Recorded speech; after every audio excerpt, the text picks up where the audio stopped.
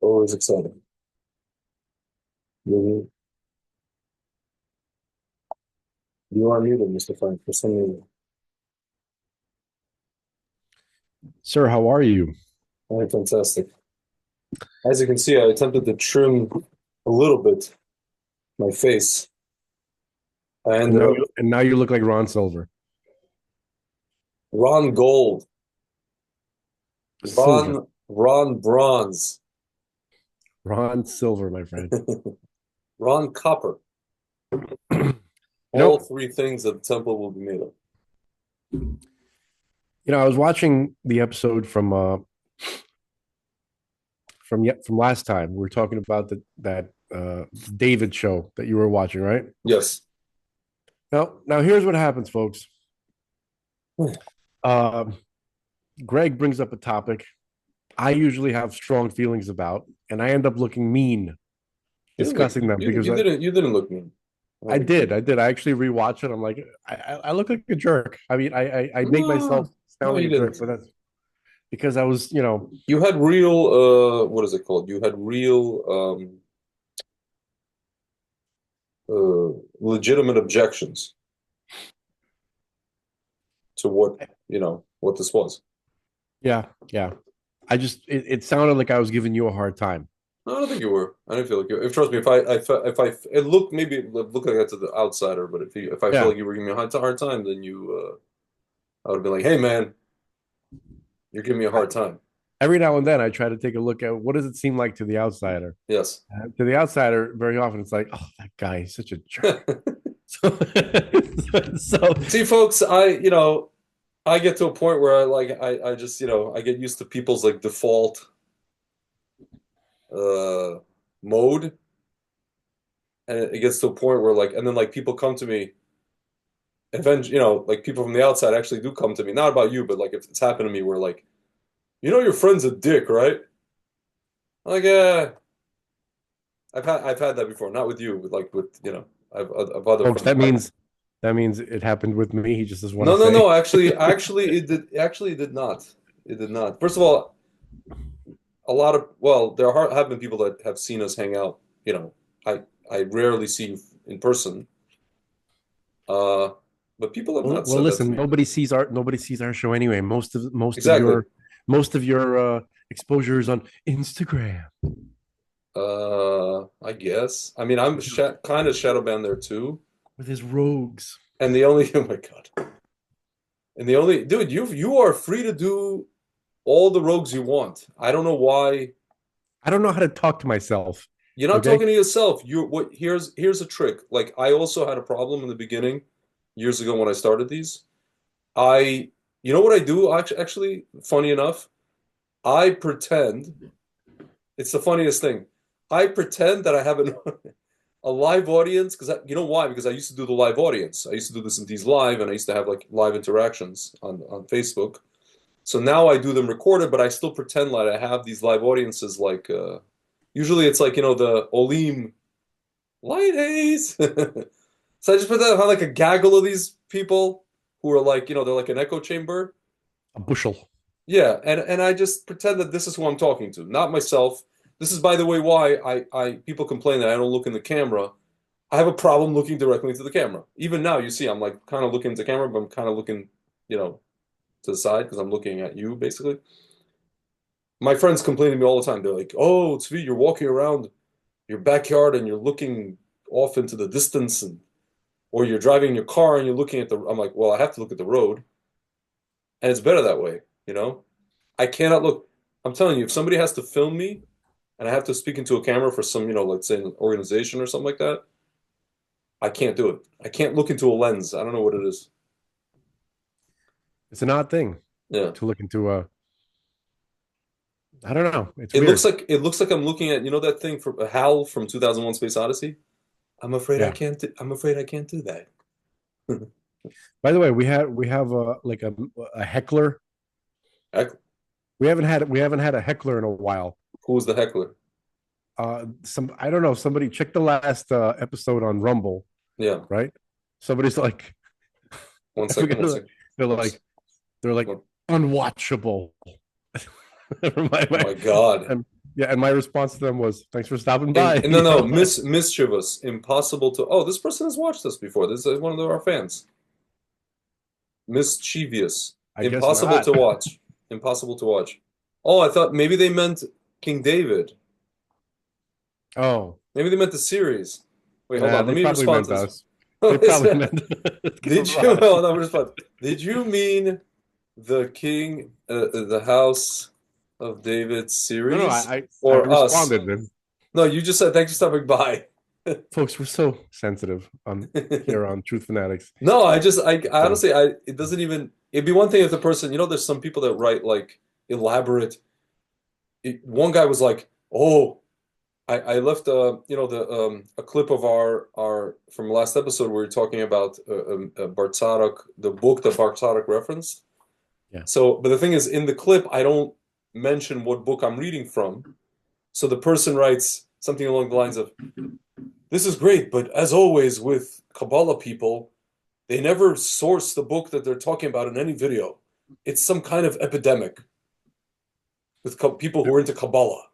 some of these. Well, there's sometimes there's a reason, Yes.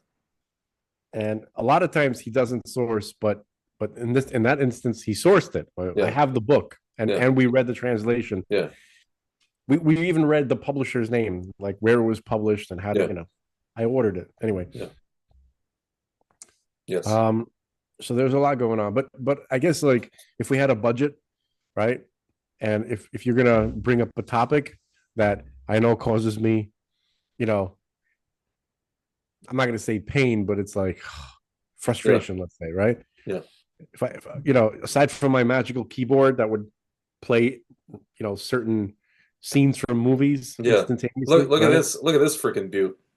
Yeah, like that, right? Or I'll kill you, that from Yeah. John Larroquette from Blind Date. Yeah. I'd press a button and then the lights would dim and then lightning would strike. That's how I'm going to get mad. Yeah. I'm about to be mad. So people, yeah. Anyway, so what shall we talk about? A lot of things have happened. Dude, man. Should we start with the biblical stuff? Let's talk about the biblical stuff. But what specifically? Biblical stuff.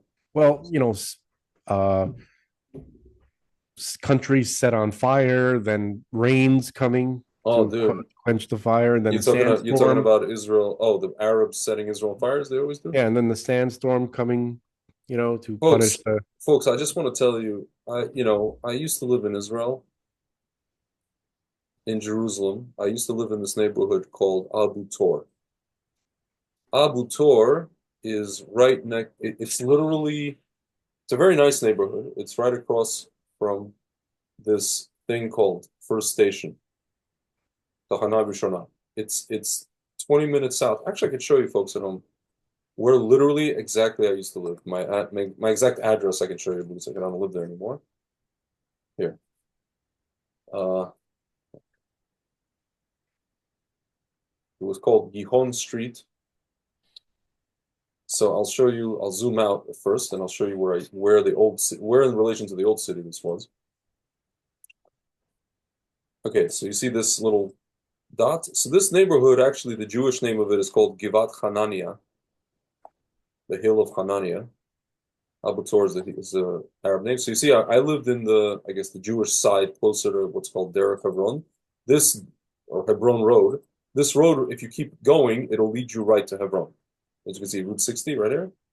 It goes Yeah, up, it goes north to Samaria. You see, like, it goes all the way up to, like, whatever. yeah, yeah, Beitel, Psagot, and this and that, Shiloh, Ofra. This is a beautiful Palestinian town called Tumusaya. Look at this. Amazing, right? It's a lot of American, Palestinians America owned property here. Gorgeous. Anyway, I'm digressing, but so basically, I lived a 20-minute walk from the old city, and east of me was already like affluent Arabs. And what they would do is they would drive their cars up and down my block at midnight. You see, this is my block. This beautiful little Gihon it's called. And you could actually see the Temple Mount. If you go here, actually Yishai Street, you see this green patch over here? You could go as a little hill and you could see the Temple Mount from there. They used to drive all up and down this block with their I call them Puerto Ricans of the Middle East. Very very loud, nice. very loud. And then in the daytime, they would burn tires. Their little cousins see like this As a very, Puerto Rican, I want to. yes. I'm Are you going to tell you, objecting? I resent that. Yes. You see Abu Dis over here, like even east of here? Al Quds University. Look at this beautiful, gorgeous. Look at this genocide. Yeah, Genocide. Amazing. you Uh, know, I think that if Jews got sick of these Arab guys driving up and down their street, waking up their kids yeah. in the middle of the night, uh, would anybody object to a nice little uh, nail chain? Like you throw it Yeah. across the. Well, the problem is that they would know who did it, and they would like literally climb up our balconies on our, second floor walk up, and It's we'd have almost as if like Jews don't run the country. at least not that neighborhood. No. Uh, yeah. Fucking So they would burn disgrace. stuff. Arabs burn stuff, ladies and gentlemen. They burn. It's like Joker. I Yeah. just burn things. Also, something to point out that the chevra on Twitter Yeah. pointed out, which I think every now and then they have a good point. Uh, Indigenous people don't burn their own land. No, they don't ever. It's an anthropological like rule. There's a few rules with anthropology. Indigenous people don't burn land. Indigenous people also have a story about every rock, tree, and river. And actually, it does not matter if the story is true. What matters that those people, whoever they are, have been telling the same stories for thousands of years. It's the telling of the stories, even if they're allegorical, even if they're half true, even if they're largely untrue. Yeah. Some of them true. It doesn't matter. Ask any anthropologist and anywhere, even the biggest anti-Israel anthropologist, will tell you the same thing. So the Jewish people have been telling stories, namely the Torah, and other stories, midrash, different stories, for thousands of years. Whether or not you believe it is immaterial. We go to Judea and Samaria. somebody can point you to a place. Oh, here's where Yaakov went up on a ladder. Did he go there? I don't know, but it's where we've been telling that story about that place for that. Here's the grave of Yonatan ben Uziel, where he's the guy who studied Torah, and a flaming bird flew above his head because he studied Talmud Torah, and he never had a wife. And I don't know if maybe half the story is true. Maybe it is. Maybe it isn't. The point is, he's buried there, and we've been telling that story for thousands of years about him. There's more where that came from. Yeah, you know, there's a, there's something simple that everyone on earth understands except for Jews. Yeah, Like the Jews are perpetually those people who, like, are the ones who have lost the plot. yeah, Um, Non-religious Jews, especially, but everybody on earth is like everybody normal on earth is like, yeah, I know. You don't have to. We know that that's your land, and everybody who is constantly challenging Jews about their land also know that that's the Jews' land, yeah, but the Jews don't understand, and they keep trying to prove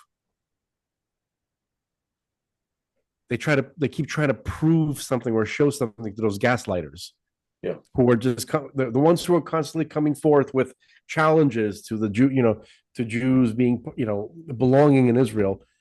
They're they're messing with you. They know they're just trying to get you to constantly be on the defensive and you just constantly fall for it every single time. Yeah. Like nobody who belongs somewhere should feel the need to Yeah. explain why they belong somewhere. The only thing I will say is that it might be good sometimes if there are, let's say the younger generation of our, Jews who have a doubt about whether or not, this is actually a fact that we do belong. So you have to explain to them. No, not the ones who are anti, No, but our own kids. no, But why not? explaining to them doesn't work either, as you can see, right? The more you have to talk about it, the more you have to explain it, the more they also believe the other side. A person who, uh, the way you convince, first of all, you can't convince somebody that you belong somewhere. Sure. You just live in your home and Sure. unapologetically. No, that's true. That's it. Yeah. That's what's going to convince the kids. When the kids see their parents and their grandparents living like they belong, like they're allowed to be. First of all, Jews uh, have been bred to constantly walk on eggshells around everyone. Not just that we belong in Israel, that we even belong in existence. I know. I know. We have to we have to constantly excuse our existence. We have to explain our existence. Yeah. Like we're not allowed to be people like everybody else. Yeah. Correct. Okay, Yeah. that's really the foundation. Oftentimes it's like people asking, "Oh, are you actually it's like the Hazar myth. Are you actually the real Jews? Genetics says you may not even be real Jews, Those or people are all this stuff." NPCs. Remember, Of I want to tell course. you I'm just something. saying that's just one of the things that we kind of Remember experience. before I was telling you how it's not nice. I don't believe anybody's an NPC. You Yeah. know what? I was wrong. How do you identify an NPC? If Yeah. you ask a Jew whether or not, if to defend himself against being a Khazar, Yeah. you're not, you don't exist to me anymore. Yeah. If you ask me about, any of that horseshit, Yeah. as far as you're concerned, to me in my life, Yeah. I don't take you seriously as a human being anymore. Yeah. Okay, Yeah. you now need to explain the use of your existence Where to the me. hell where the hell you got that idea from to begin? Well, we No, know no, where we got no. it. I don't care. First of all, I know where they got the idea. Second of all, I don't Yeah. care where they got the idea. If basically if you want to stay in my life, and Yeah. I'm not saying people are clamoring to be in my entourage, but I'm just saying if let's hypothetically say if you are right, you got to explain why Yeah. you exist. Yeah. After saying Khazar to me, Yeah. you have to explain why I should even care about your existence. Yeah. Yes. So you know what I was thinking today? There's this whole thing going on. You mentioned, Jews have lost the plot. There's a whole thing going on with the Druze. The Druze in Syria are being attacked by this Jolani guy, this new de facto whatever the hell he is of Syria. He's a Sunni, obviously, and Yeah. he's attacking the Druze, and the Druze. So the Druze in their cousins, literal cousins, actually members in on the other side of the border in the Golan Heights are going crazy, and In they're Israel. demanding. Yeah, in Israel, they're demanding that the IDF do something about this. I don't know, So the So IDF has been yeah, drone bombing yeah, Golani's forces. yeah. Okay. I just want to So say real quick yeah, before you go on. I apologize. I just want to say that I every time I see the Druze doing anything, like they were like part of their demands, they were burning. Speaking of burning, they were burning cars to show how upset they are in general about this, not at us. yeah. And I want to say that anytime this happens to us, I think we should be more like the Druze. Meaning, it seems like every group of people in the Middle East, the Kurds, the Yazidis, the Maronites, I don't know, everybody, Sunni Shiites, everybody understands the Middle East, or at least acts like based on their understanding. We are the only ones who don't act on our understanding, if we have any understanding to begin with. What are you saying? We should start burning cars and No, acting like animals? I'm saying we should, remember that a year ago, I think it was, a Palestinian harmed the Druze, and what did a bunch of his relatives do? The Druze guy, they walked into they because they caught the Palestinian guy. He was in a hospital. Yeah. They walked into the hospital. They were stopped, whatever, by Israeli police. A bunch of these relatives, cousins of this Druze guy, walked into the hospital. I think it was in Jerusalem somewhere. Okay? Listen, I don't know if we should be doing that, but it No, should that be kind of stuff I agree. it should be known that you can't F with us, and it's not known. It's just not known. Look, That's first it. of all, I find it um, seriously problematic that when the Jews don't get what they want, they start burning cars and they start rioting. I mean, this is Okay. like their last resort. They don't do this, Okay. at the drop of a hat. I should I should hope so. But Yeah, uh, was there any kind of acknowledgement that the whole country was burning yesterday? there was, of course, there was. There was. I mean, I didn't see. I know about the Acknowledgement by video. who? By the Druze or Yeah, by the by? Druze. That's right, by the I'm Druze. pretty sure there was because to be honest with you, I don't know if necessarily the Golan Heights was burning, only because honestly, man, there are no that's where they live. There are no Yeah. Arabs there. The Arabs live in the Galil, in the Galilee. Okay, so just so you understand, Yeah. what you're asking is for Israel to open up another front, front number 8. No, in this case, I'm not asking that. No, no, no. That's what they're asking for. Oh yeah, they're asking that. Yeah. They're asking Or for Israel to open up or front number 8 in this yes. war, Or at least to do something. I don't know about opening right? a front, but yeah. Okay.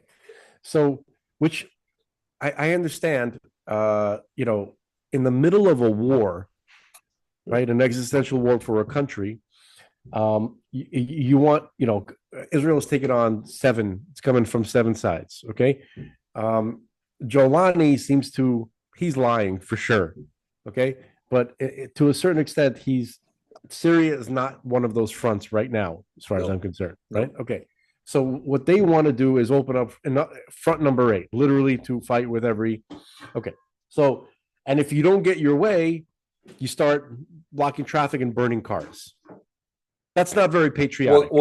can I say something? I And it's think not that like they're killing Druze in Israel. That would obviously correct, Israel would never allow that. but you know what? Here's the problem with this whole Druze thing. There are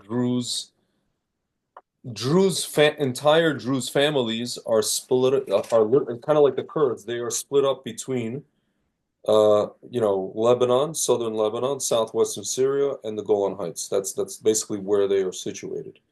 Yeah. So that's essentially these kind of people, Druze, Kurds, they don't see. I mean, they do recognize obviously nation states, but in the end, they see themselves as like almost like they look through everything through the lens of where do they live, right?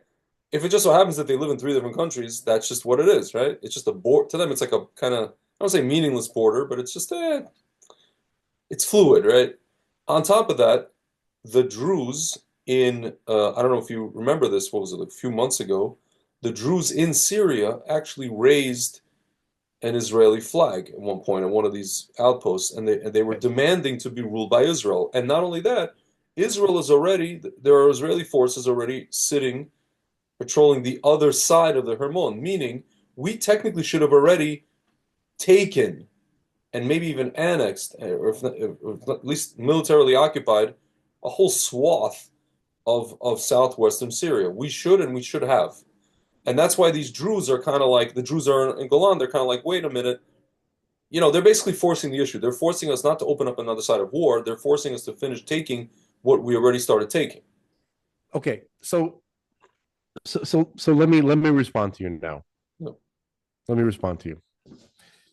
Um, I I too wish that Israel was aggressive enough and was powerful enough in spirit to begin claiming swaths of Syrian territory, right? As a and to for Druze to hang up the Israeli flag, right? I'm for that. That's not what's going on here. That's not what we are. That's not what I'm contending with. Okay.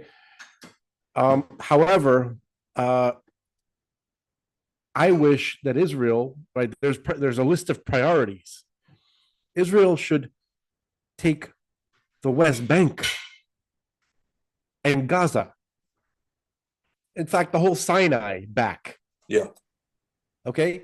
If they're going to be that aggressive, then start with Yehuda and Shomron, both sides of the Jordan, Yeah. and Gaza. Okay. Then you could start thinking about territories within Syria that are Druze territories and stuff. That's fine. Okay. Yeah. So Israel is not, unfortunately, it's not in that mindset. It doesn't have that, even though it is powerful, it's like a big, strong guy who's a pushover, who is not who does not want to it doesn't want to own their power. Do you understand? Like it Yeah. wants to be a Yeah. big, strong guy Yeah. who still is accepted by the nerds or something like that.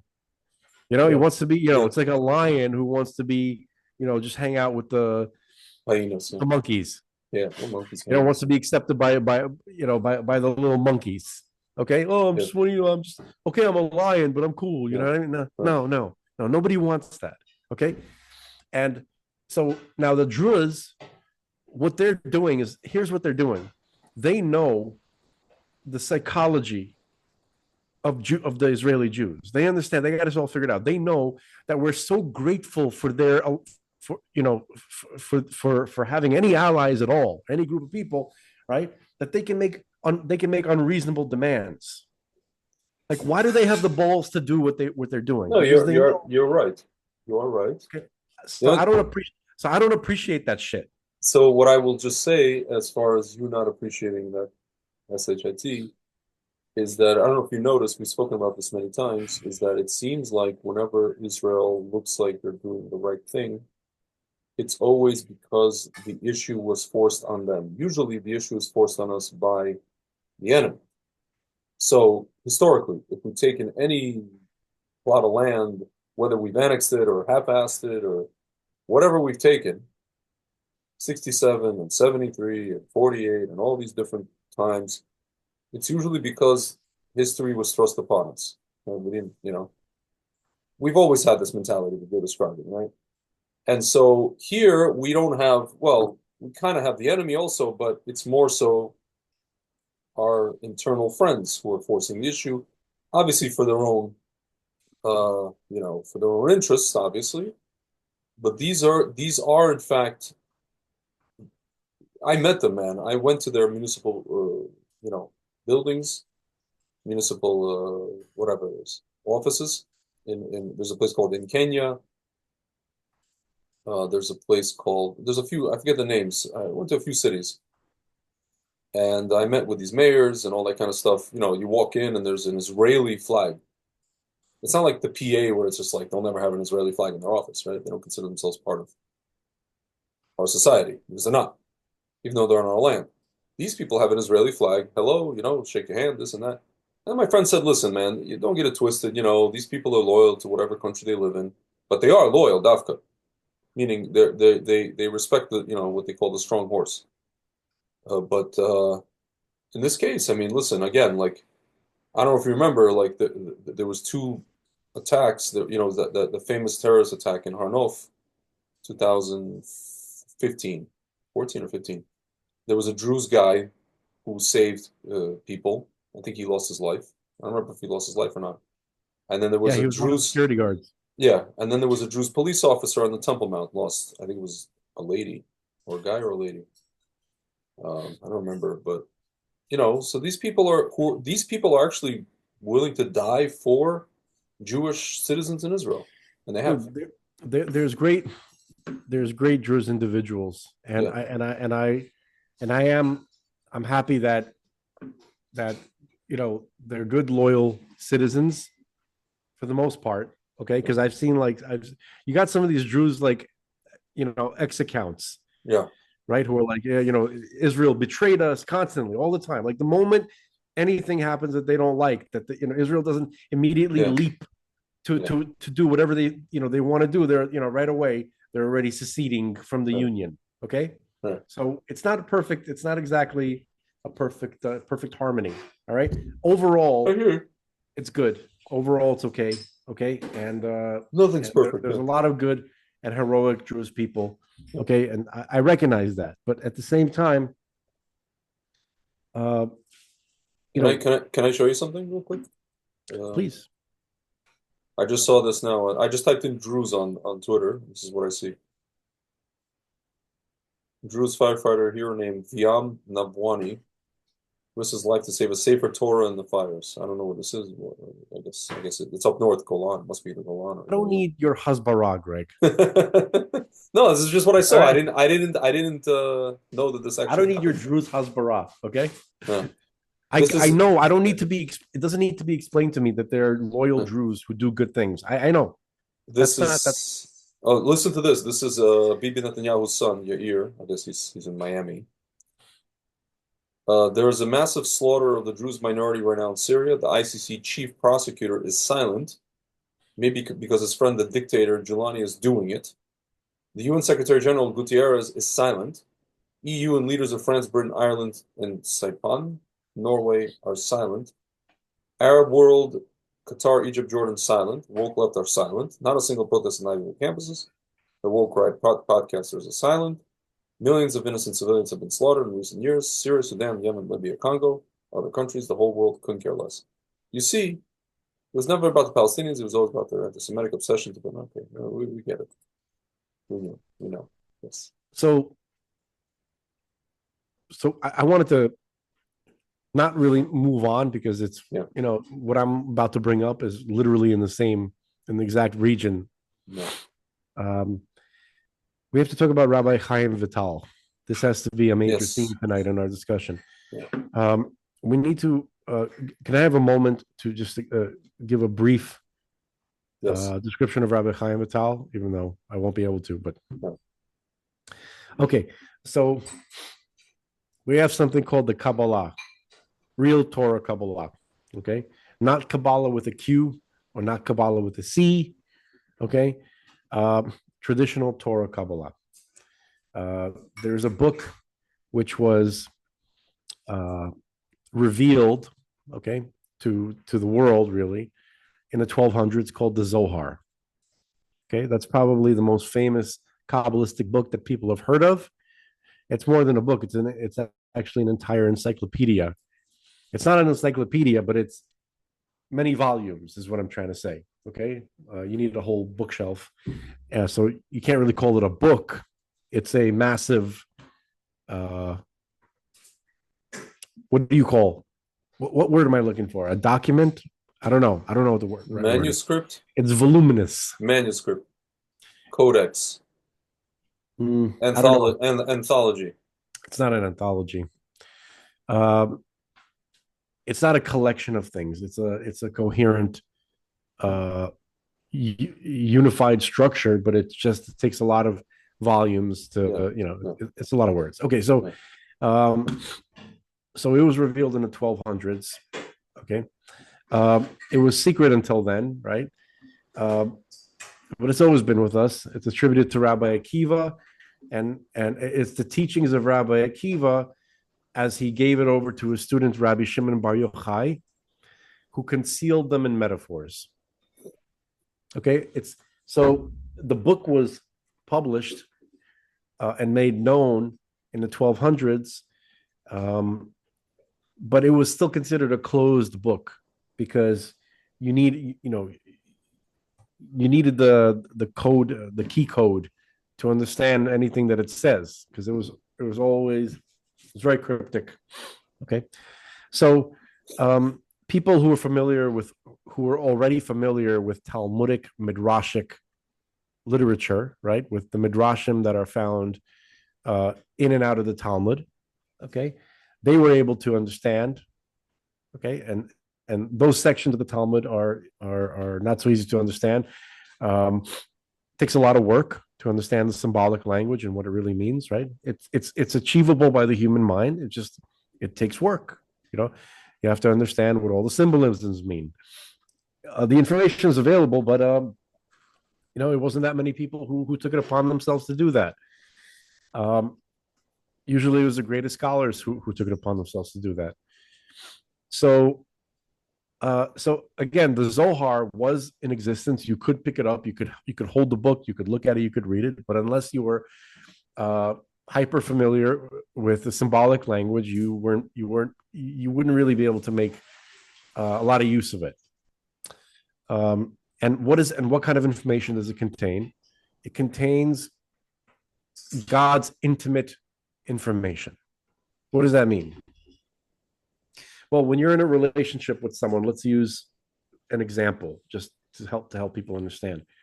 Um, when you become friends with someone, just friends, okay, um, you get to know them, right? You spend time or even anybody that you end up just spending time with, either because you have to or because they're your neighbor, a co-worker that you're paired with, and you end up working together with this person for many many years, right? So you get to know them.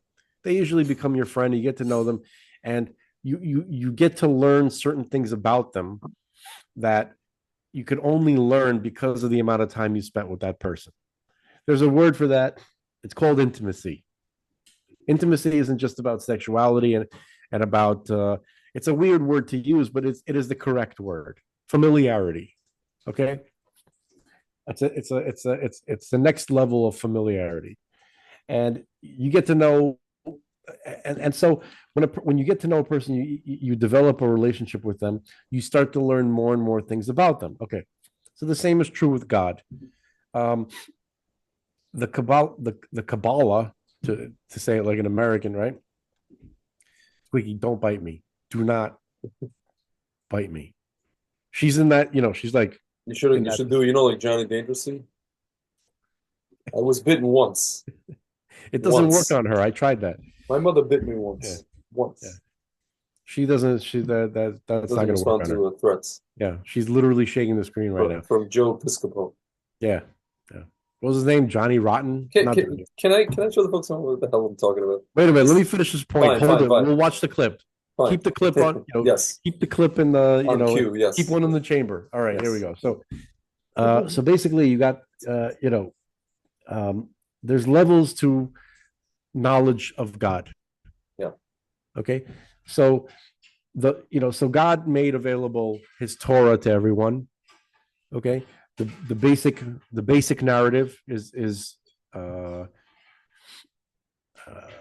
it's available to everyone, right? The morals that are contained in the stories are available to everyone, and if you want to go deeper than that, you have to put in the time to understand the the subtext, right? To understand the code of the Hebrew scripture. Okay. There's always a deeper message, which always reinforces the surface narrative, by the way. There's no like secret, like, oh, antinomian kind of situation going on, or or some kind of like nefarious, like, oh, really, it's the other, it's like the opposite of no. In Torah, the deeper you go, the better you understand the surface narrative and the basic morals that were taught on the surface. Okay, you teach Torah to a 5-year-old, you teach them morality, right? The deeper you go into Torah, the more that information, the more you learn about it, the more it reinforces the original point. Okay, but you learn more and more as to why it's important and how and why it's important to God, and you learn more information about God. So Kabbalah and Zohar are the deepest levels of that, of what I'm describing. Okay, now, um, do you when you're friends with someone or you have a spouse and stuff like that, you have this intimate information about them, right? And they know that you do, and they're okay with it because either they're your spouse, they're your lover, or they're just your close friend. Okay, and you're comfortable with them knowing that because they put in the time to get to know you and there's a relationship there. But how would you feel if certain things, not necessarily things that you're, like, say, embarrassed about, but certain things that only you feel only close friends should know, right? All of a sudden it gets published and it just everybody's reading about it and everybody feels like they're your close friend now. You know what I mean? Like, imagine like you have these great adventures with your buddy, right? You go on, on jungle safaris and you discover lost civilizations and whatever. You know what I mean? Like, you have these adventures, and then and so that's your friend. You've been through all these experiences with them, and then a book is written about it, and a movie is written about it, and then people watch the movie, and all of a sudden they think they're your friend, because they watch the movie and they feel like they've been through it with you and stuff like that. But you don't want people to feel that way. Like, it's weird, right? When somebody just comes up and acts like they're your best friend and you don't know them, right? They never actually hung out with you. They never actually developed a relationship with you. So that's how a regular person would feel, right? So it's not a perfect metaphor, but in a certain sense, God only wants his intimate information to be given to those who work for it. Okay, so that's why there were periods of time when the Zohar was not available to everybody. It was only available to those who put in the work to understand it. It really was a labor of love. You really, really had to want it. Okay, there's a lot of work, a lot of studying, years and years, decades of deciphering the symbolisms and all this kind of stuff. Okay, so and God made it in the way that you couldn't even really find out about this information unless you were an exceptionally moral person who wanted to serve God already, right? So he would grant certain people the chance to study this kind of stuff. Okay, but it was meant to be kept secret. So then in the 1200s it's published. Okay, so that's a certain level of God saying, okay, now I'm gonna allow more people to study it. Okay, and then as time went on, more people wanted to study it, but it was difficult, and a lot of people wanted to study it, but they didn't have the time to put in. They didn't have 5 years to sit in the academy, right? They had a family to feed, so it was hurtful. So God allowed some of the scholars to reveal more of it, to make it more explicit, to explain what the Zohar says.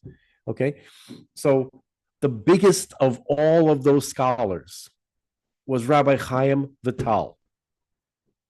Okay, he was the student of Rabbi Isaac Luria, and he was really the one who wrote down all the information that Rabbi Isaac Luria taught about the Zohar and explained what it actually means. Okay, and there were people who came after him too, which continued that pattern, or continued the job of explaining the Zohar more and more explicitly. Really make it available for all people, everyone, not just Jews, but literally for the world. So and he lived 500 years ago, and he's really one of the greatest human beings who ever lived. He was a very unique human being, just in general, and in history, and especially for the Jewish people, and especially for servants of God, people who really want to serve God, who want to get to know Him as well. And there's a reason why God chose that man to be the one to try. He had a certain merit, right? because he was especially obsessed. I'm using that in the good way of with serving God, right, and revealing Torah, and on a deeper and deeper level. And so, in a certain way, he's revered and loved for that reason. And of all, no grave should be desecrated. But if you want to poke the proverbial bear, and I'm not talking about the IDF, folks. I'm talking about heaven itself. I'm talking if you want to poke the angel Metatron. You want to mess with the last. This is not who you want to mess with. Okay, so they start these idiots. I mean, they're committing suicide. I don't know if they realize it. Are they begging to be destroyed? I think so. I think on some level they are begging for destruction. Like they're sick of their own evil. Like they can't take it. They're like, somebody kill us. Like we talked about many times. Like The Hitcher. Remember the movie The Hitcher? Right? With Rutger Hauer, who's a Yeah, psychopath who kept trying to get C. Thomas Powell to kill him yeah, because he's out of control, yeah, out of control maniac, right? But he wants peace. He wants to be yeah, destroyed already. yeah. I think that's what they're doing, folks, because you desecrate the grave of Rabbi Chaim Vital, and then you set Jerusalem on fire. Yeah, They're it's, already it's dead. They just don't know it. yeah, of course, If they of weren't course. already dead for everything else that they've done, they want to make sure. It reminds me of like Ron White. He did this routine. He says a funny thing every now and then, before he became Mr. Ayahuasca. Okay. Hmm. Um, he said he was like flying. He's like, flying. I was like turbulence and stuff like that. And I was thinking to myself, do me a favor. If you're gonna if you're gonna crash, hit something hard. I don't want to limp away from this one. He's like, that was a good line. Yeah, As he shakes his scotch, yeah, I kind of feel that way sometimes. Anyway, we had to at least mention that.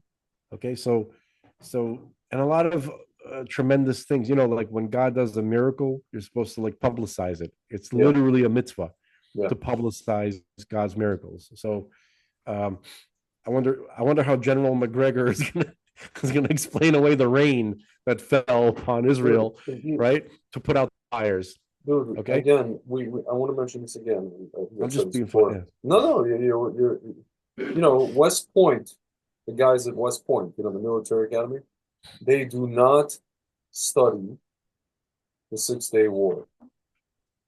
And if students ask, Professor, why don't we study the Six-Day War? They say there's no point. There is no point. It doesn't fall under any, there's no, like, I don't know, there's no historical precedent for it. There's no, like, formula or rubric which normally you would apply. Let's say you'd apply something from Napoleon to today, or something from, I don't know, in China from Sun Tzu to today, or Sun Tzu to whatever. There's nothing there for anybody. There's like an army.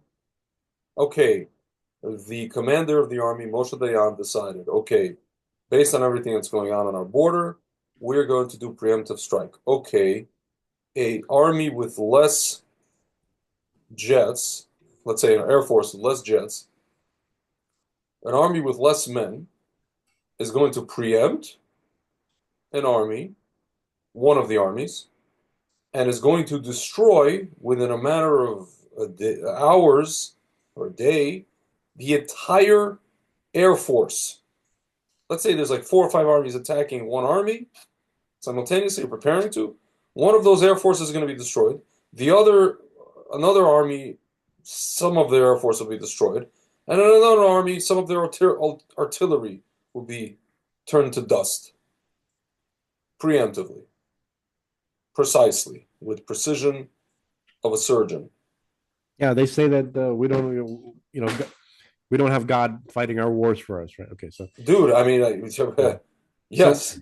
So yeah, no, I was just gonna say one more thing, and then after all that, uh, you know, you basically route to the point where, like, the King Hussein of Jordan, he didn't want to be pulled into this war.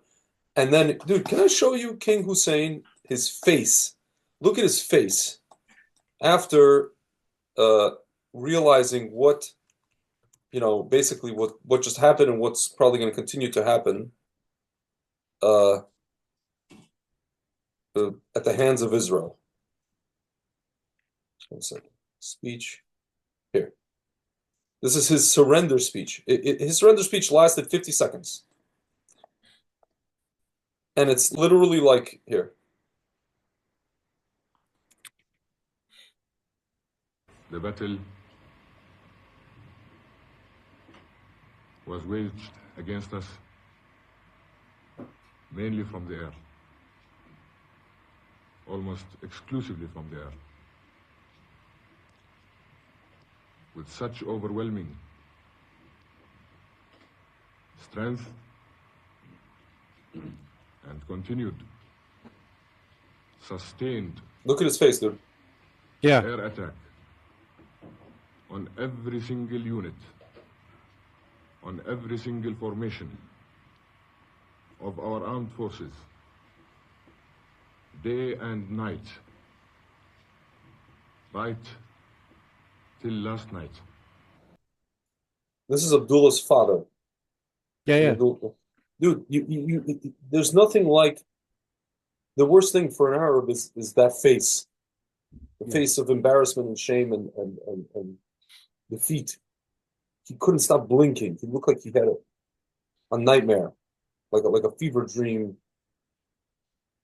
Dude, Good. but it wasn't like we were going one on one with his army. We were going against him, against Syria, against Lebanon, against Jordan, I'm sorry, against Egypt, and against some Saudi patchwork guys and some Iraqi guys, and internal Arabs. And we beat the shit out of them quickly with Hashem's help. That cannot be studied. I think it's more the other way around. Listen, We with a little help from us, maybe, just by correct. Hashem enabled us to route them. The only thing we didn't, there's two things as we say in Russian, prakakali. Uh, we gave away the Temple Mount to him, and we gave, and in Judea and Samaria, we just didn't annex. We just started this whole, what's called the Yishuv movement. A bunch of Jews in the early 70s started coming in over there and, settling towns, building towns, but we didn't annex that area, which most normal countries do when they win a war. Back to the Druze thing. Back to that conversation. So, well, so yeah.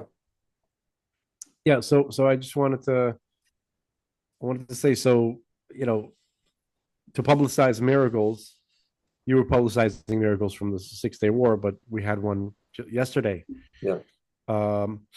It was the rains that came. I mean, it hadn't been raining recently in Israel. Correct. Like, and then the rains came to put out the fires. You could always say, well, why did God allow the fires? I don't know, because why did God allow the fires? Here's one: because He wanted to show that He's going to send the rain to put out the fires. Well, that, and also I heard Because people respond to that. I heard an Why do people interesting, respond? yeah, Why do people respond to that? He made them that way. yes. I heard an interesting thing yesterday at this Yom Ha'atzmaut event. This rabbi was saying that, just before this, we were starting again. Not starting. We already we're having emergence of, once again. I mean, it's really 10% of Israel. This very loud 10% minority of Israel. They make it look like we're divided, right? So that was flaring up again. Every time that flares up, Hashem has to do something. Last time it happened, October 7th happened. This time, we get fires. And it's fire. I mean, listen, we got fire. The fires were at the hands. It was arson. It was obviously the Arabs, and it was on Yom Ha'atzmaut on Independence Day specifically, purposely. Yep. Yep. Uh, yeah, and we're constantly reminded that like every time we decide to make each other the enemy, uh, we realize we have an external enemy. It's really just astounding to me that, um, dude, I saw an interview today. Can I show folks at home this interview? This is, yeah, it's a short clip of Ben Gurion, right? Ben Gurion was part of what's called with the left in Israel, right? I mean, the Yeah. left in Israel today would be considered Kahanist. The former, what the left was. I'll show you in a second. Oh, here we go. I found the clip. Okay. This is a lady that posted. Just one second. So this is Ben Gurion speaking. I don't know what year this was. This is probably his second term, his second time around in the early 60s. He was prime minister. So here he's speaking about the Arabs. העניין הדאגה גם לערבים זה חלק מהציונות.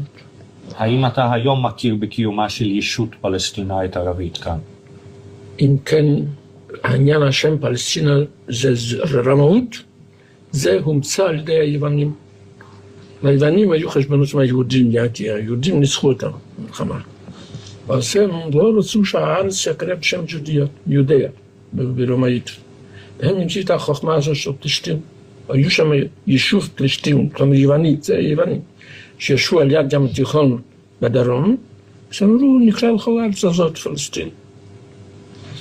אבל לא הייתה מדינה פלסטינאית, לא הייתה אומה פלסטינאית, לא הייתה פלסטינאית. נוצר משהו על ידי הפלסטינים בארץ, על ידי הפלישתים, שבאו מיוון, ועל ידי אלה שקוראים להם עכשיו פלישתים, פלסטינאים. לא היה דבר כזה. מר בן גוריון, האם אתה לא דגלת בהליכה לנגב גם מעוד סיבה אחת, הכרתית, תת-הכרתית, סליחה, אבל מעוד סיבה אחת, מפני שעל ידי הליכה לנגב אפשר היה ליישב בארץ הזאת מספר גדול מאוד של יהודים בלי להוציא ערבים, מפני ששטחי הנגב לא היו שטחים שהיו... לכן מעולם לא הייתי מסכים שאנחנו נוציא ערבים. זהו, שהשיגעון, אנחנו נוציא ערבים אצלנו, מדוע? לכן אני הייתי בטוח, ואני בטוח גם עכשיו, שאלמלא לא היה בששת הימים, היינו יכולים להביא את כל העם היהודי מתוך מדינת ישראל שבידינו, מבלי להוציא אף ערבי אחד.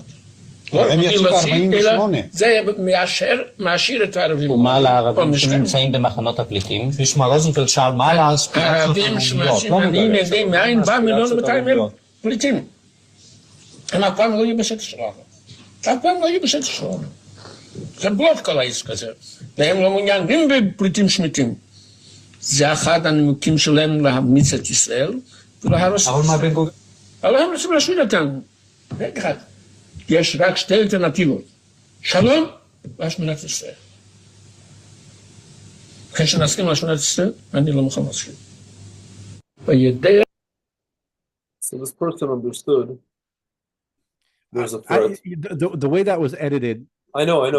isn't coherent. Doesn't make I know sense. it's not coherent, but the point of the video is that you see that the person, so-called left, understood that who the hell are these people? They're not a nation. This is probably shortly before, Arafat declared all his stuff. That KGB helped Arafat create this whole Palestinian thing, or maybe right at that time. I think. He understood that these people are not a nation. Where the hell did they come from? This refugee thing was created by the war that they started in 48. Where they were told by these nation states that they could come back. They were told to leave, and then they were told they'd come back. But then they're being refugees, and some of them did try to come back. And this person understood that. Dude, if you talk to people who are his political ilk today, they don't understand that. They get upset if they see anything in the news about a Jew attacking an Arab. Like, it literally, I don't understand. Like, I'm not talking about politicians. I'm talking about, like, I've met lefty citizens in Israel. They don't have any self-preservation instincts. It's bizarre, man. I don't know where this. I don't know. It's very odd. It's very odd. Not, but the ironic thing is they don't want to live next to Arabs. They live in Tel Aviv, and they're enclaves in Tel Aviv, and they Yeah, don't they live want next. they want the riffraff to live next to Arabs, meaning regular normal Jews. Yeah, yeah. Like, dude, they would never live in a place called, like Lod. There's a town called Lod. Dude, it's the same thing. Can you play Stephen Miller's Yeah. speech today, where he was talking about the migrant gangs?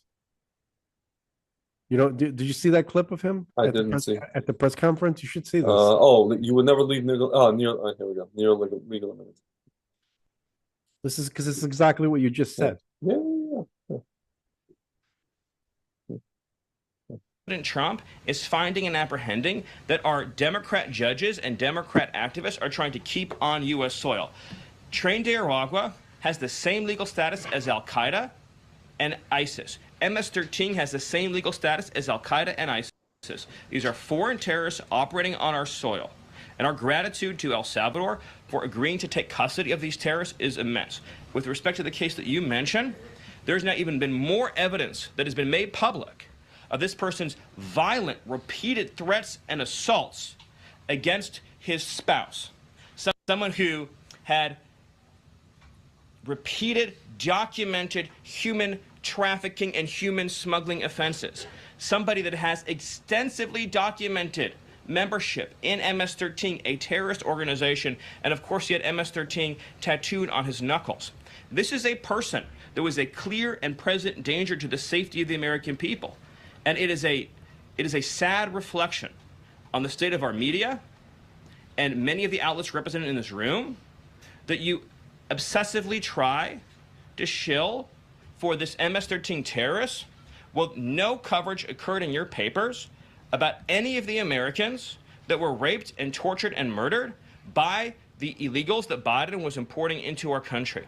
You talk about due process. The Biden administration made the decision to give extensive due process to two Tren de Aragua terrorists that were apprehended at the border just a couple years ago. They were two gentlemen.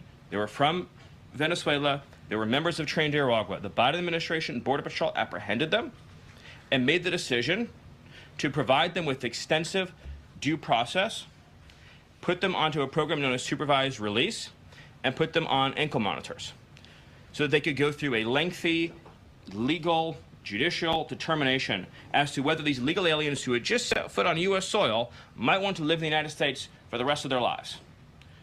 What was the result of that decision? What was the result of that choice that was made? Those two men kidnapped a young girl named Jocelyn Ungary from her family. They beat her, they sexually assaulted her, they tortured her, they stripped her, they murdered her, and they dumped her body. That is what the Biden administration's policy was. Most of your papers never covered her story when it happened. To the extent that you covered it at all, it was because President Trump forced you to cover it by highlighting it repeatedly over and over again. He had to shame you into covering it. And each and every one of you that sides over and over again with these MS-13 terrorists, to the extent that you have the financial means to do so, you all choose to live in condos or homes or houses as far away from these kinds of gangbangers as you possibly can. If I offered any one of you a rent-free home with no taxes to pay in any of these gang neighborhoods, and I said your neighbors are MS-13 terrorists or Mexican mafia or Sinaloa cartel or Tren de Aragua, I couldn't pay you to live there.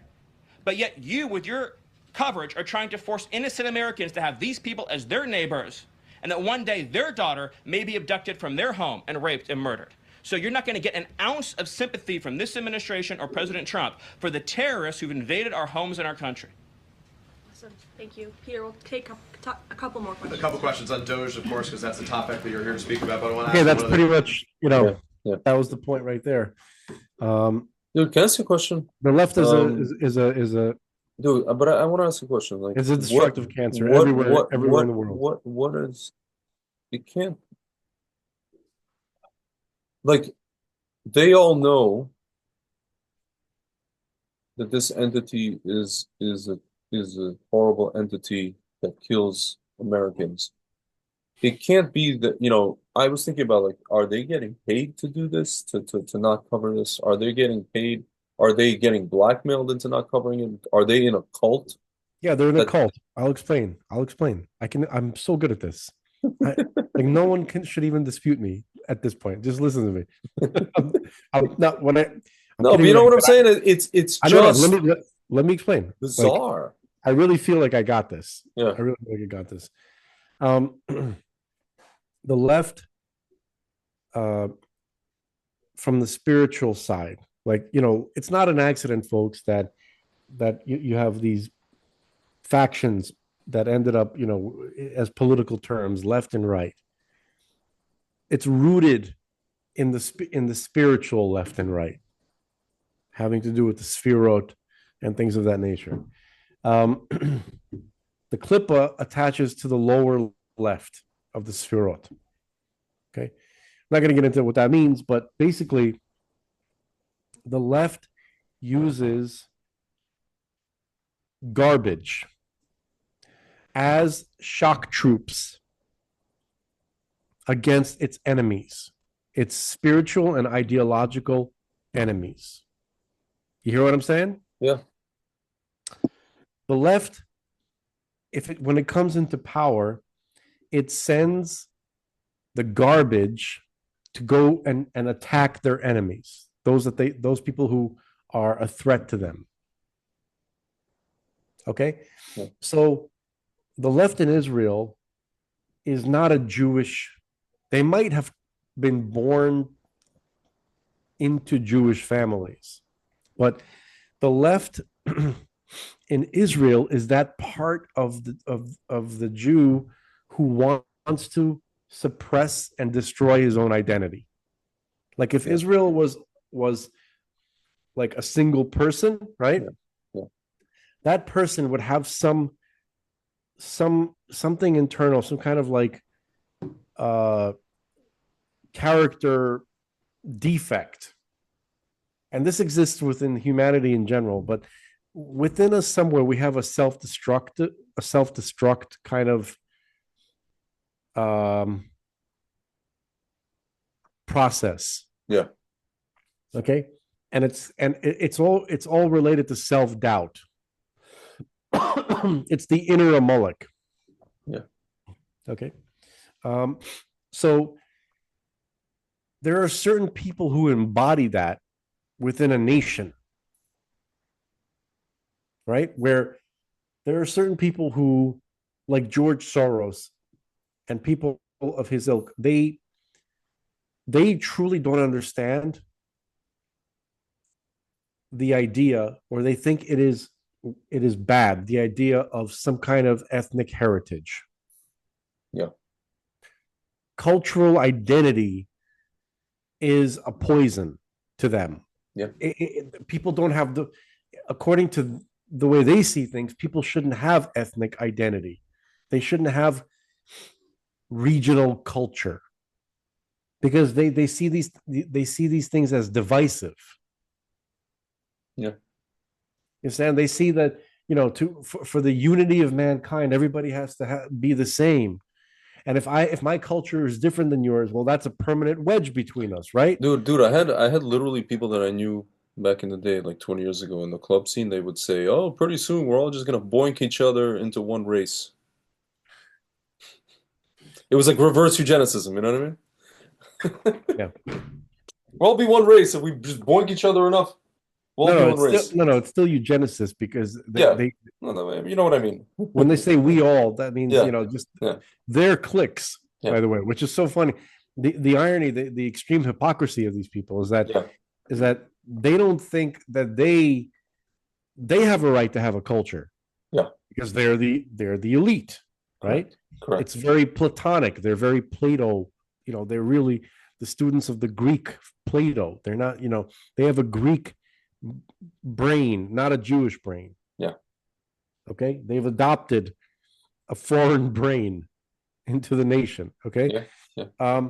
So they don't believe that for humanity for their system, the way they see the world, the way the world should be run by a global network of elite king philosopher class people, right? Straight out of Plato's Republic.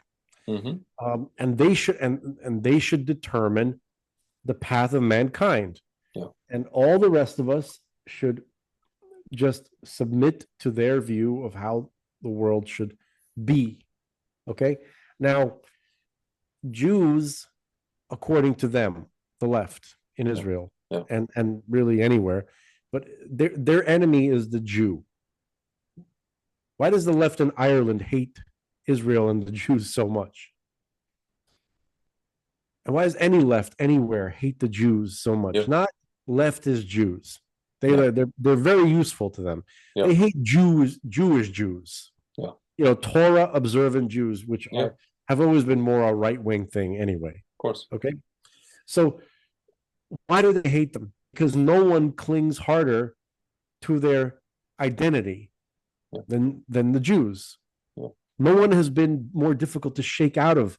It's been thousands of years that the followers of Plato, right, and even before Plato, the Egyptians. Sir, can you turn your mic? I'm very sorry, and pull away from it a little bit. Yeah, because it's muffled and you're kind of Is that better? That's way better. Yeah.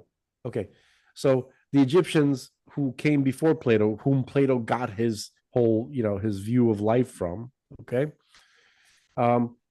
they've been trying to wipe out the Jews the whole time because the Jews won't submit to that world vision of a globalist one world government. Alexander the Great was trying to make a one world government. Yeah. They all were. All these. It's funny. There's a bunch of Jewish kids named after Alexander. We got now you got to tell the story, Greg, because you immediately, it sounds like you're contradicting what I'm saying. No, I'm not contradicting. I think it's ironic. It's not ironic. It makes sense when you understand the historical context. Correct. Okay, it was a trade-off. Yeah. Alexander came to Israel. Yeah. Right. This is the Jewish tradition, the Torah tradition. Yeah. When he came to Israel with his armies, he saw Rabbi Shimon HaTzadik. Yeah.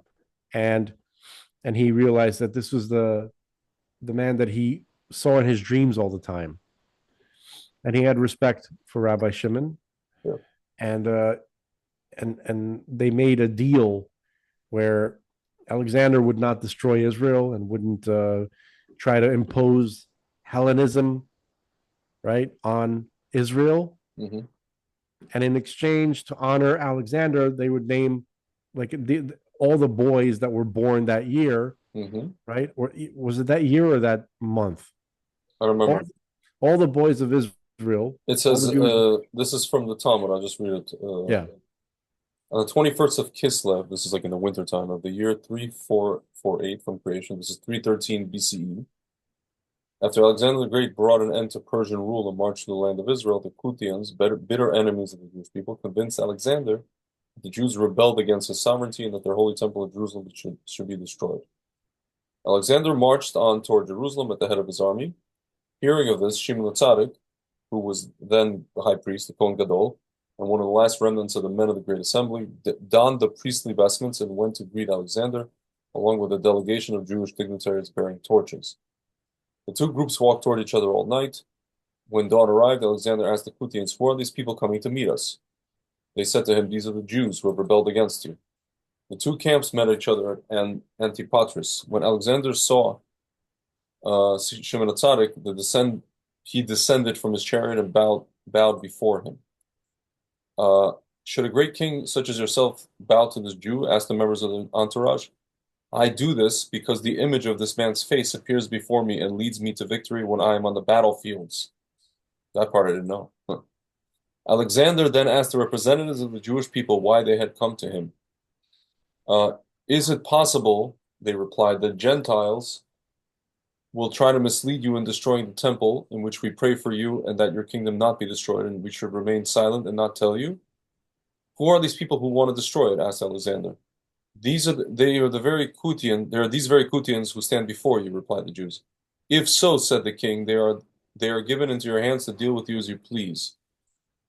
The Jews destroyed the Samaritan temple on Mount Gerizim, plowing the area and sowing it with leeks as a sign of complete destruction, just as they sought to do to the Holy Temple in Jerusalem.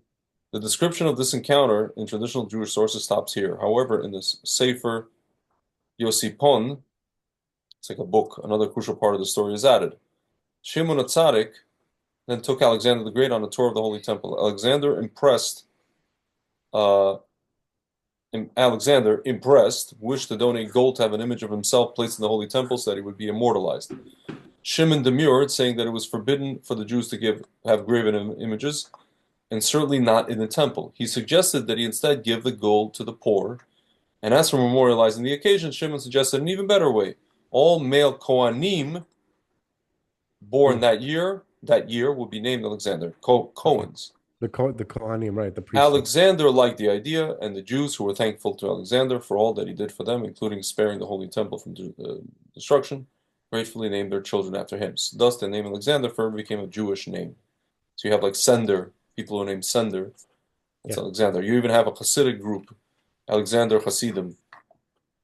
Well, that's because that's the name of the town they were in, in Poland or Russia or something like that. But so that was, so that case with Alexander was a miracle and an anomaly, right? But overall, Alexander was trying to impose a Platonic republic on the entire earth. For the sake of his teacher, who was not Plato, but it was a variation of Plato's Republic. Okay? So, again, gotten from the Egyptians. So the left, the current left, today's left, are just the descendants of those ancient leftists who wanted to, the globalists have been in every generation. Okay, so they see cultural identity. Cultural identity has been a problem to all the empire builders. Okay, they've always had different strategies on how to deal with it. Okay, but the 20th century empire builders, right? The Soviet Union, China, and all these things, they literally understood, from historically speaking, that you have to kill all those who cling to their culture. Okay, you have to relocate them like Stalin did, right? You have to uproot them from their ancestral lands, plant them somewhere else, mix them with the other population. China is doing that currently with the Uyghurs and many other groups and stuff like that. And Russia did that all throughout the 20th century. The USSR, okay, with the Tartars, and Asiatic people that they moved to Ukraine. And the truth is that Sennacherib, the Assyrian emperor back, like 2,800 years ago, right? He also did that. Sennacherib was famous for relocating and uprooting peoples and planting them in other places to disconnect them. So this is something that people have been using for a long time. The Romans did it, okay? Because the spirit of a people, right? Its cultural history, its oral traditions, its language, connection to the land, these are all the enemy of globalist empires or globalist efforts, okay? So the Jews have to be, according to them, have to be taken down first, because nobody clings harder to their identity and to their history, language, culture, everything, and even to their land, okay, than the Jews. The Jews have been clinging to Israel, if not physically, but in their mind, 3 times a day for thousands of years. For 2,000 years, since we were kicked out of there, we still pray 3 times a day. We still care, Jerusalem focused, temple focused, the whole thing. The left even tried to create alternative religions, breakaway cults called Reformed Judaism or Conservative Judaism, and they started to call their houses of worship not shuls like all Ashkenazi Jews, used to call it, or Bet Knesset, which just means house of gathering, or Bet Tefillah, house of prayer, right? No, they started calling them temples. Why? Why did Reform Judaism begin to change the name of the house of worship and call it a temple? You ever heard that expression? Oh, let's go to temple. American Jews would say that. You're talking about a reformed temple, right? It's because the reformed religion said this house of worship here in Brooklyn, we're calling it temple because we're disconnecting from the temple of Jerusalem. We're not praying to Jerusalem anymore. This your country, this your city, this is the New Jerusalem. They would call Berlin the New Jerusalem. Okay. It didn't work. Yeah. Okay. It only worked for, even the Jews who were going to these reformed temples who were ignorant, they had no idea that was the intent. Had that idea become like mainstream, like if the rabbi of the reformed temple, right? Not real rabbi, the fake rabbi of the reformed temple would tell people, you know why we call this place temple? Because we don't care about the temple in Jerusalem. They would lose like 80% of their congregation.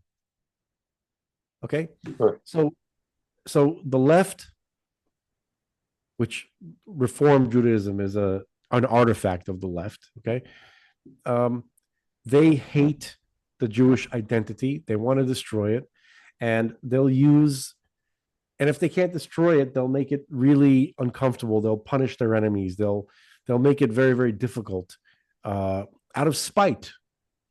So the left in Israel, they see that their utopia, their vision for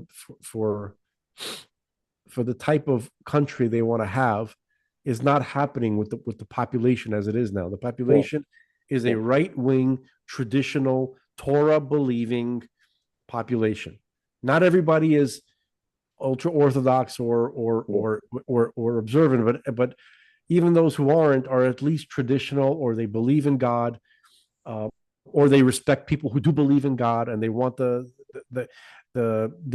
identity and of the nation to stay preserved, and the integrity of the culture and the history to stay preserved. Okay, even if they go clubbing Friday night when they shouldn't be, they still will protect people who maintain the traditions and keep the mitzvahs. Okay, that's who the Jews are now in Israel.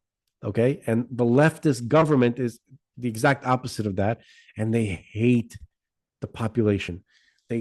It's just like Hillary Clinton with MAGA, the deplorables, and they want to punish the deplorables.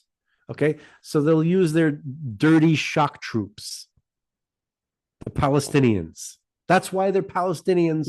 That's why Ben Gurion wouldn't want to get rid of them, wouldn't want to get rid of the Arabs. He's not saying it in that interview. Okay, but that's why the left kept these people around, because in case they need to punish their enemies. So you're saying the left wants to keep MS-13 around? Because, of course, because it really wants to punish. It really wants MS-13 to rape and murder. Yeah. It really wants. While it pretends that they are just, for Hispanics, right? Meanwhile, who just came out against Islam? This Hispanic lady in Texas. Dude, can I show the folks at home this incredible? She's Valentina Gomez. It's incredible. Okay, just to let you know, she's a fraud. Okay, I'm sorry. Why do you think she's a fraud? I didn't want to burst your bubble. Why do you think? First of all, she already apologized for it. No, she didn't. You know what she did? Here's what she posted. No, but I just want to let you know that she's in Andrew Tate's inner circle. Oh, okay. But this is her apology. This is her post from an hour ago. Here, look. For those little terrorists that I offended during my beautiful speech at the Texas Capitol, from the bottom of my heart, I want to apologize. To absolutely nobody! The double champ does what the he wants! Oh, that looks good! Oh, that looks good, God bless. Okay, listen, whatever. She's a rage baiter. You ever heard this term before? Yes, I know. And I want to thank the Misfit Patriot for bringing this to my attention, because I actually shared her outburst Okay. And the thing is, I don't disagree with what she said. I just don't think that she's genuine because how could she be in Andrew Tate's inner circle, right? Doing the whole woke right thing, right? Yeah. He's a Muslim. He loves Hamas. All of a sudden, she's still connected to him. All of a sudden, she comes out with this persona that now she's anti-Muslim. She wants to save Texas. Warrior of Yoshka. She's a fraud. Yeah. It's not what she said. It's the fact that she's not honest. She's a fraud. She's an infiltrator. Yeah. Okay. She's another Candace Owens. She's literally the next Candace Owens. I feel like the left just sends these people. Yeah. As spies. I think because Candace Owens was a what is it called? She was a Democrat in college. So I think somebody just recruited her. Hey, do you want to be the black conservative? Let's do that. Yeah. So she did that for a little bit. And now she's just a pretend. She literally is a pretend woke right to agitate the woke, to bring out the woke right. By the way, if she wasn't, she would have not been able to successfully get up on stage and make that whole speech. Yeah. Like these Muslim guys are animals. They would just they would beat the hell out of. If there was an actual, if she was legit, and if she wasn't in Andrew Tate's, network, and she actually said those things, they would attack her and beat her. Yeah. And then, there would be a whole thing. But the fact that she had the balls to go up there, that means she was allowed to do it in the first place. Yeah. This whole thing is a ruse. Unfortunately. Oh, dude, it's like kayfabe, everything is kayfabe. Yeah. And, people like you and me say the same things that this girl is saying, but except we get shadow banned for that. Yeah. Yeah, that's again proof. If you were to actually say stuff like she said and mean it, you're not going to get any exposure. Yeah. You're going to be suppressed like we are. Okay? And the fact that she got so much exposure right away, she tricked a bunch of people. Yeah. I was one of them. You know what I mean? Again, thank you, Misfit Patriot, for catching on. I forgot that she's a Tatian. A Taintian. A Taintian. Yeah. She's a Taintian. Okay. It's just another ruse. These people they're con artists, they're grifters, they're infiltrators. Yeah. I mean, so they're actors. Yeah. So many of them. Yeah. So, dude, how do you? This is totally sort of on topic, but totally off topic. Trump just said he wants to build golf stuff in Qatar.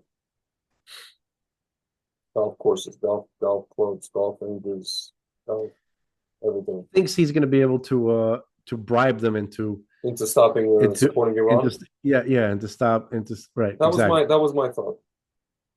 Because what other reason would there be for Kushner to co-own a building with Qatar, for Witkoff to sell a hotel to Qatar, for anybody from anything to do with Witkoff or Kushner or anything with Trump to be involved with Qatar and financially? He's making a deal. He's making a deal. He wants to, he wants to see if he can bribe them into stopping to doing what they're doing. Yeah. He wants to make it a tempting offer, right?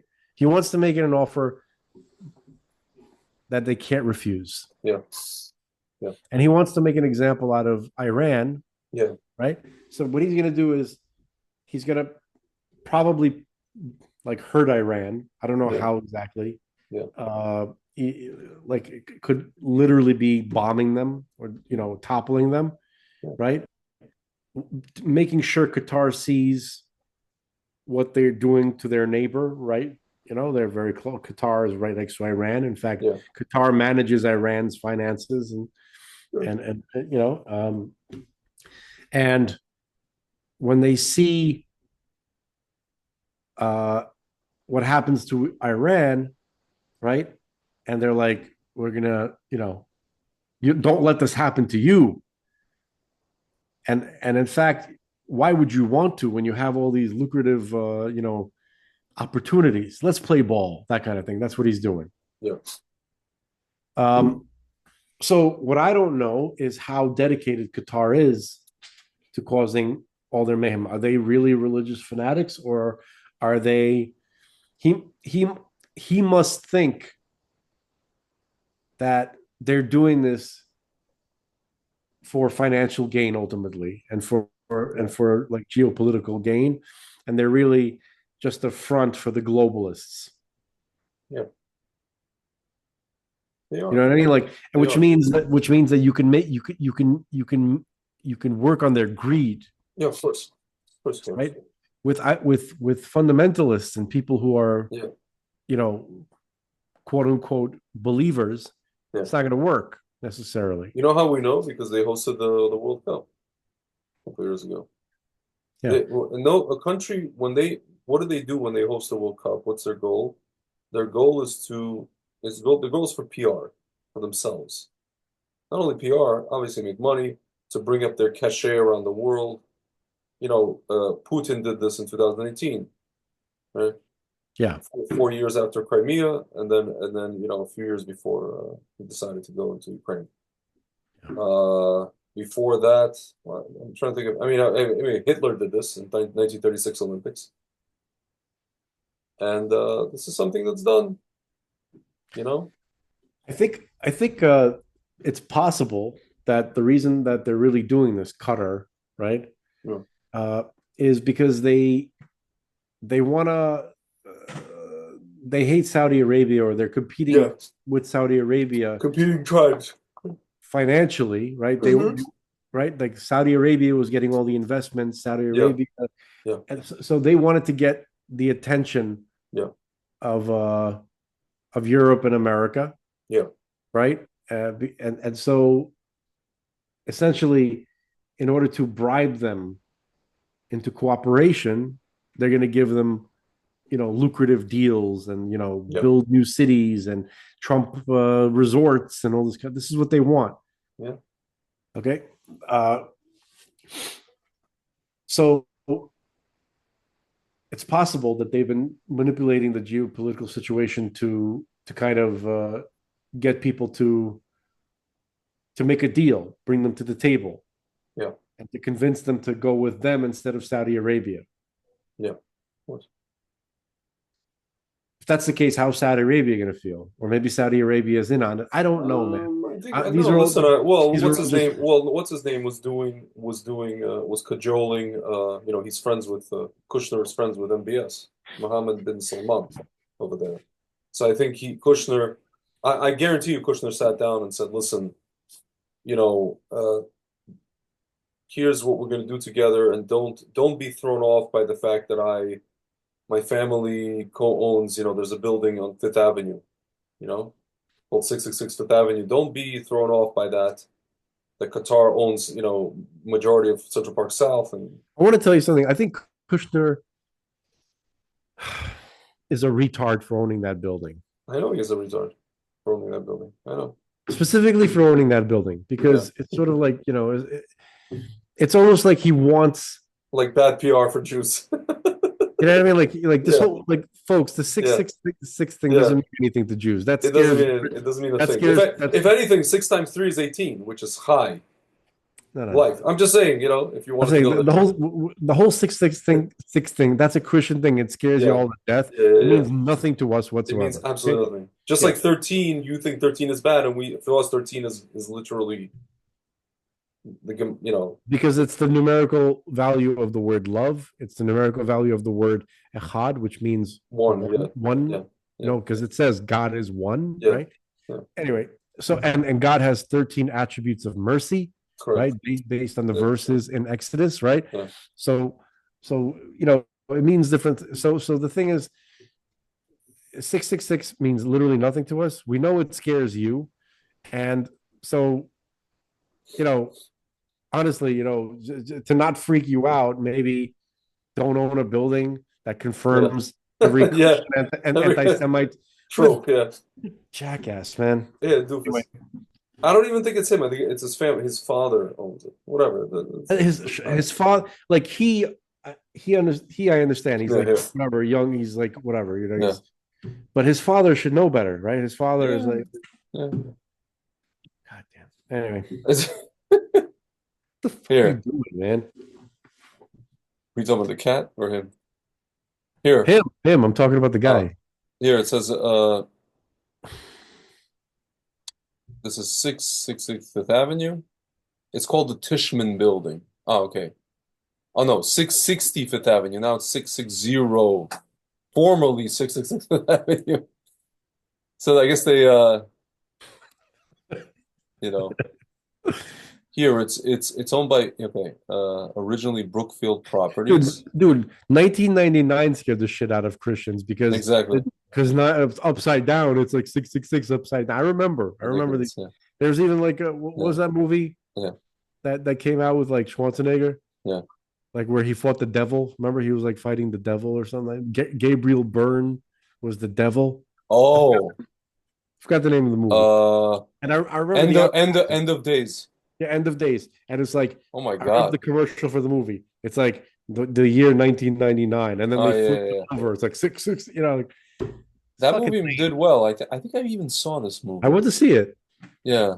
That movie was really disgusting, by the way. He says Satan arrives on Earth and possesses an investment banker.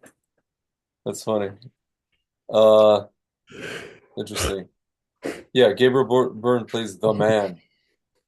Robin Tunney is in this. Yeah, Kevin Pollak. That's cool. yeah, he was his partner or something like Yeah, that. yeah. Anyway, I remember this movie. Yeah, I think I saw it in the theater. I did. Wow. really uncomfortable movie. Yeah, But the movie made a lot of money. It made $200 million. Yeah. I think I was in Israel when this movie came out. November 1999. Like I remember, like when I was in Israel, I was like so like I'm not gonna say religious, But but like I you were I was learning. no, it was, it's not even that. Like when you're in Israel, like Yeah. you're more spiritually sensitive, Yeah. Same. and then you're more like disgusted by I know. disgusting things. I know. Like there's this one scene in the movie where I can't. It's really gross. Where the devil he goes to Gabriel Byrne. He goes to the house of the high priest of the Satanists. Yeah. And then he sleeps with the guy's wife and daughter at the same time. Like they actually showed that. They had a scene like that. Yeah. And I'm like, this is the dirtiest I've felt. Yeah. That I cannot even like the fact that I sat here. It's a scene that lasted like 5 seconds. Yeah. Like 4 seconds, not even. Yeah. I would not have had time to get up and leave the movie theater. The fact that I was like exposed to that made me feel dirty. Wait, I remember you saw it in Israel? Yeah, I remember I couldn't wash it out of my brain. It took. It wasn't even like it wasn't even like hot or anything. It wasn't. It was just disturbing. It was just upsetting. Yeah. You know what I mean? Yeah. Anyway, so and then he ends up killing the guy later. Yeah. Like no gratitude. Like, who would want to be part of that religion? I don't get it. Like, why would you serve that guy? Anyway, so the point is dirty, not in a good way. Okay. Listen, these people. See, I was gonna ask you like regarding these people. They don't believe in culture. I don't know. It seems like they believe in certain cultures. They believe in their elite cultural tier of society. Yeah. They are allowed to have a culture. But the rest of us aren't. The rest of us should have no borders, should have no identity.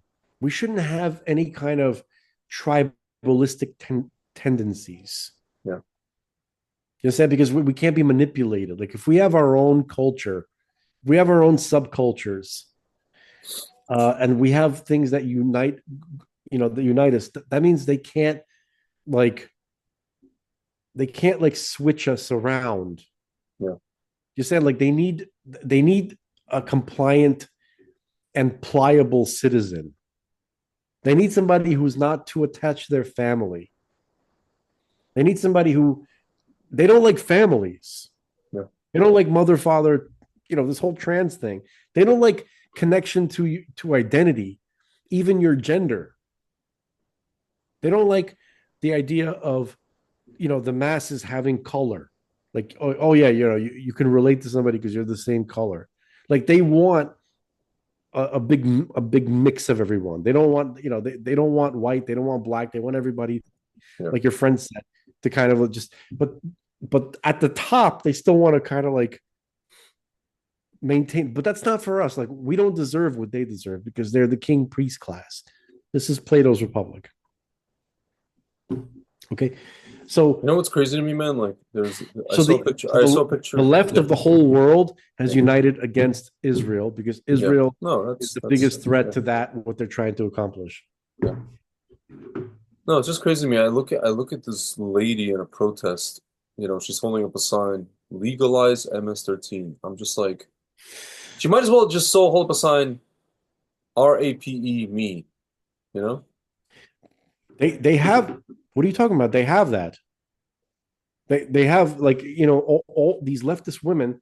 They have like my PUSSY is open for migrants. No. Right? We saw that was like a meme that became a meme. Yeah. Rape is resistance. Yeah. Sure. It's the forces. It's literally the mouth of hell has opened and the demons are marching on the earth. Like that's who they are. Like we're shaking our heads like it's unbelievable. They're out in the open already. They're like, what do we have to do to show you we're demons from hell? And we serve Satan. Yeah. Like that's what they are. I know I sound What Christian. Do they have to do? Right? They have to the Harvard Law Review has to offer a $65,000 public interest fellowship to Ibrahim Barmal. Yeah. Who was charged with assaulting his Israeli classmate. That's right. He's gonna go work at CARE. Nobody's hiding anymore. They're full on. Do you understand? Like they need to be. They're not doing anything clandestinely anymore. They're out in the open. All that's left is for Trump's government to finally act and to shut these places down, to punish them. Yeah. I don't know why everything is so agonizingly slow. I don't know why Epstein's list has not all been arrested. I don't know why these people haven't. It doesn't look good. Yeah. Okay. Well, unfortunately, the only way that we're going to know whether or not Trump really was genuine, and I think he is at the end of his term. Yeah. The way he plans things, right? Yeah. Like it seems like, it's like revenge is a dish best served cold. Yeah. Kind of person, right? Yeah. He makes a deal with one party. He makes you think he forgot about what happened, 10 years ago, right? And then all of a sudden your business has failed or you're being arrested or something like that. Yeah. And things were put into motion. It's like The Godfather. I get the feeling that that's the approach that he's taking. Yeah. Okay, so far, what do we have? Two judges arrested. You know what I mean? I know it's not looking good so far. Yeah.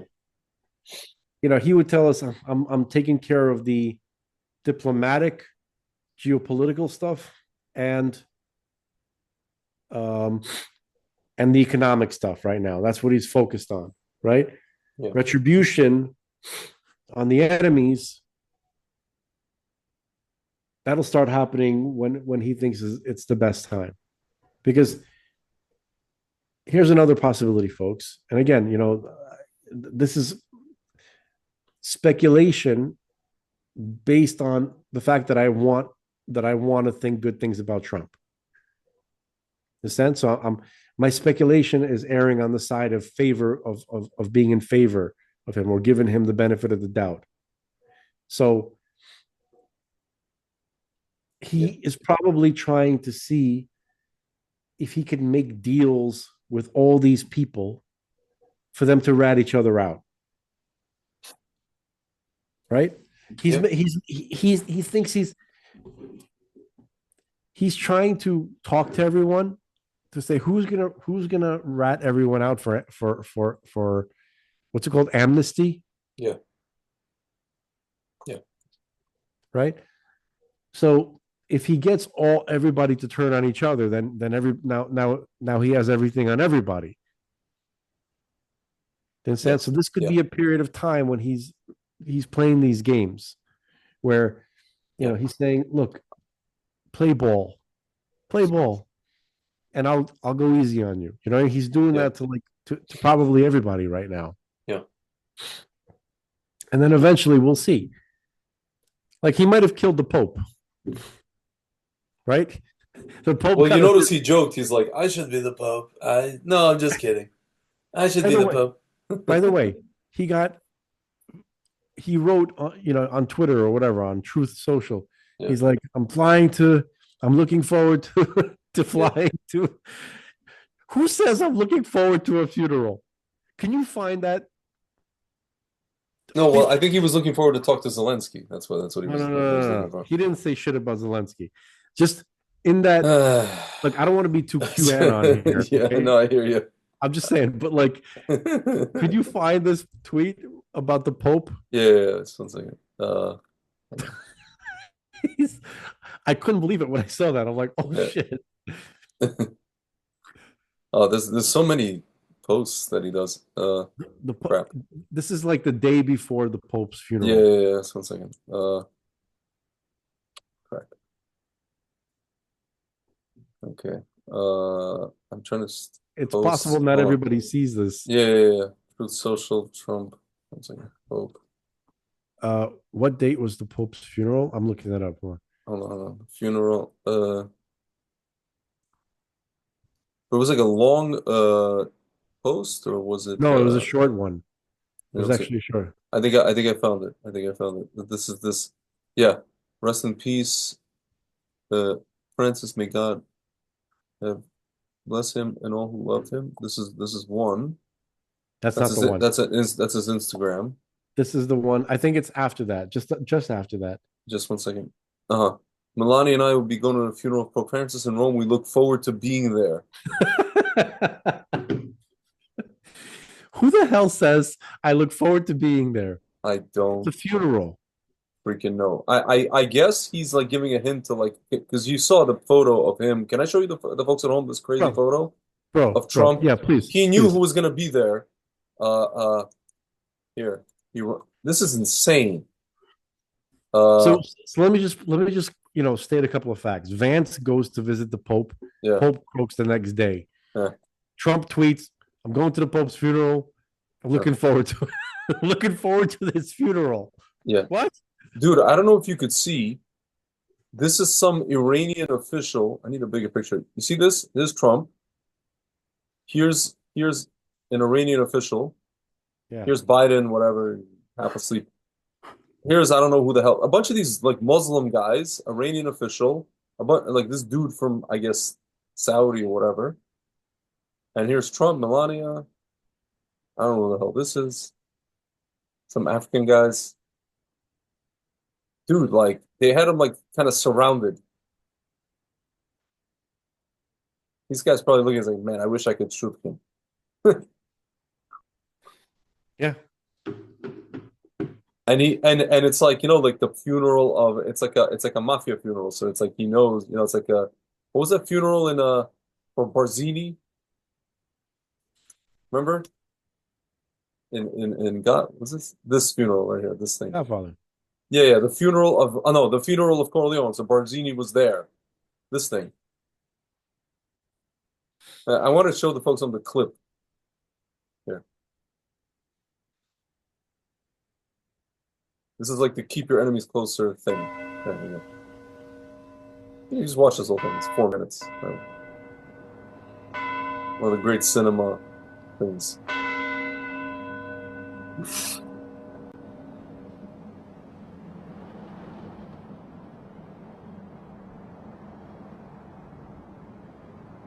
With cars, man.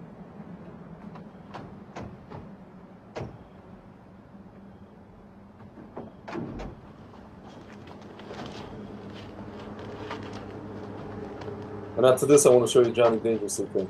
Yeah, I was gonna tell you to play that clip, and then we got to do Aliens. And then we got to go to sleep. Got to be in bed by 12.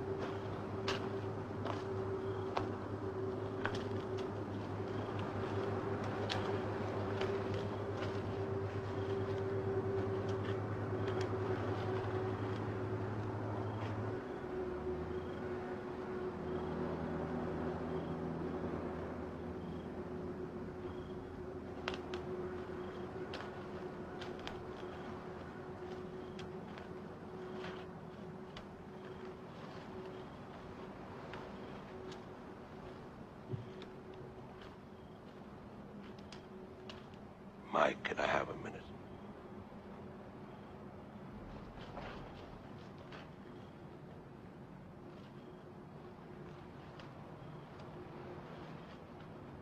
Barzini wants to arrange a meeting. He says we can straighten any of our problems out. You talked to him? Yeah. Notice what Trump did at his funeral. He met with Zelensky. By the way, right, this is Tessio, right? Yeah. So played by Abe Vigoda.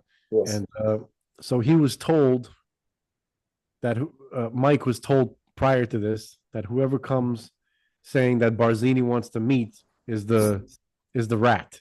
Yeah. You know, he's the enemy. Yeah. Right. So he just gave it away. Yeah. Anyway, so yeah, stuff like this going on. Yeah, that's right. So I want to show folks at home now the clip that I've been just whatever. Danny Rotten. That's the name of the guy. Danny Verman. Verman. That's right. Danny Verman. This is Joe Piscopo when he was still like with Eddie Murphy and SNL, all that stuff. You shouldn't grab me, Johnny. My mother grabbed me once. Once. You shouldn't hang me on a hook. My father hung me on a hook once. Once. Oh. You shouldn't kick me in the balls. My sister kicked me in the balls once. You shouldn't shoot me, Johnny. My grandmother shot me once. Do it. That's a funny movie, man. Dude, Michael Keaton, people don't realize how absolutely hilarious Michael Keaton is. I know. I just wish he would have kept his stupid mouth shut about politics. He's very funny. Can I show the folks at home? I always refer to nowadays with all this tariff stuff. I refer to the movie he was in, Gung Ho. Yeah. About this Japanese car things. Yeah. This is actually quite funny. Yeah, 1 second. Let's see a funny clip from this movie.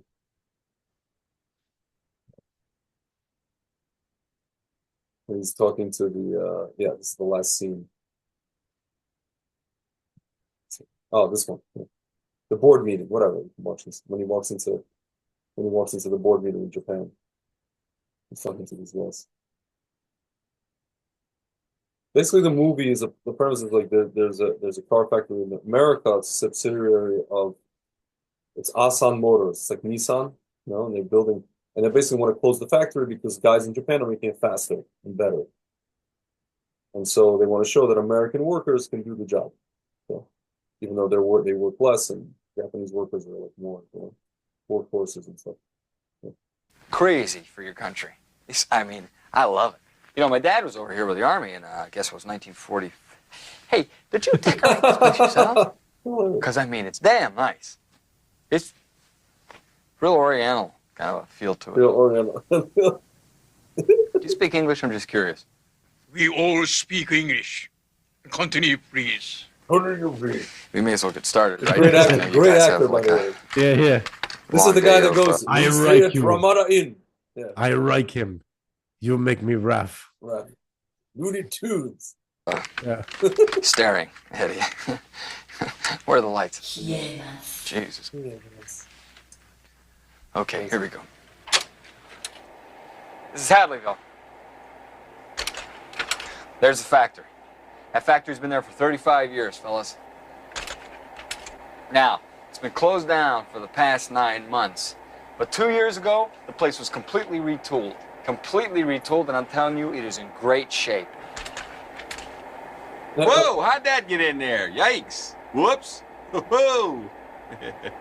That's Hazel Lockwash. Hazel's unit was responsible for putting out over 100,000 car engines in 1 year. And I think the key word here is put out. It's like George W. Bush was based on this guy, you know? Putting out. Okay. This is, that's, can you turn the lights on? Thanks. I don't know what the hell. This is like a great actor. Funny. Can you find that scene of Johnny Dangerously where he goes to work? Johnny Dangerously, you know. Ooh, the brother? Johnny Dangerously. No, just going to work. Yeah, going to work. Like Death Row with this thing? No. Nah. It's like the best scene in the movie. Fargan War. You don't care about crime. Yeah, can you play Fargan? Can you just play Fargan War? This guy is a great actor, and he never continued. This guy. Right. I don't know. We spoke about this guy. Anything with Roman Maroney will make me happy. This club is too fucking small. Fargan Iceholes. Franco, how big was the crowd last night? Packed. We had to turn them away. That's what I mean. Oh, this actor. We got to expand this fucking place. Knock down that wall, knock down that wall, and knock down that fucking wall. Nice. Now I'm really angry. This is fucking war. Fargan War. Fargan War. Oh man. What is the scene that he goes to work? I don't know. It's like, you know, he tries to walk to work, and then like the guy who's cleaning the window takes a shot at him, and then the lady with the baby comes up and starts like shooting at him. Yeah. Like everybody's trying to kill him. Roman Maroney's guys, you know. There's the vendor scenes.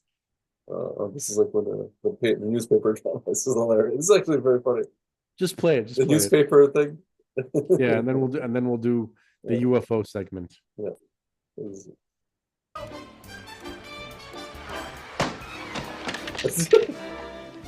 It's just like, you know, you don't get this anymore, you know?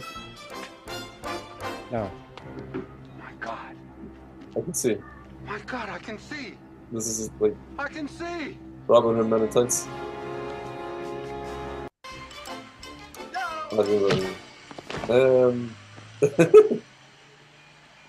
Crap. Is that the city edition? What? I said, is that the can't hear city that. edition? Oh, no. Son of a bitch. Now I'm deaf.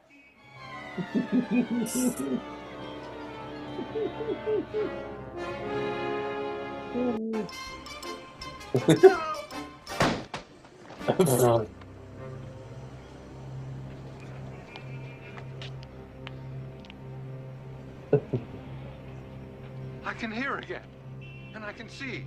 I can hear again, and I can see. But who am I? Dude, you know, like that's Israel. You know, just when you think they got this shit together. And now they can see, but they can't hear. Now they can hear, they can see. Now they don't even know who the hell they are. Oh God. Yes. Ridiculous. Accidental metaphor. I love it. Gosh. Yeah, Squeaky, why? Why did you just bit the shit out of my hand for no reason? He's upset that She's you still didn't. here. She's just still here. That's right. No respect. Cats. No respect. No respect. No respect. All right. Gentiles. So, yeah. Let's talk Yeah. about Gentiles. No, Gentile. Whoa. And then no, remember I was reading something and it says Gentiles, the thing about Alexander, and I just wanted to read it like, what if the Gentiles go to war with you? What if you destroy things belong to Gentiles? What are you going to do after that, Alexander? It's Mister, a decent hello. impression. Hello, hello. Yeah. It's a decent impression. Yes, I give it to you, man. yes. Um, So UFOs, huh? let's just show that picture. Damn. That picture, but I don't know if you saw yesterday, I wrote kind of like half jokingly, when you posted something, and I said, now this I understand. Yeah. Or no, rather, I posted it. It was the guy Hal Puthoff, Yeah. which sounds like some sort of a name that you would say as a kid, Put off. like Mike Hunt. It's a real guy. Worked Yeah. for the government. Yeah. Physicist. Yeah. He's on Joe Rogan. He's talking about Joe Rogan's last Yeah. hit. So yeah, this is a remote viewers found UFO base in Mount Zeil in Australia. They found the UFO base. So for me, that's like, He said a lot of stuff. Really, he said satellites have picked up evidence of these craft, and the craft have interfered with military exercises. So to me, that's like, I've heard that guy say things that are much more amazing than that. Yeah.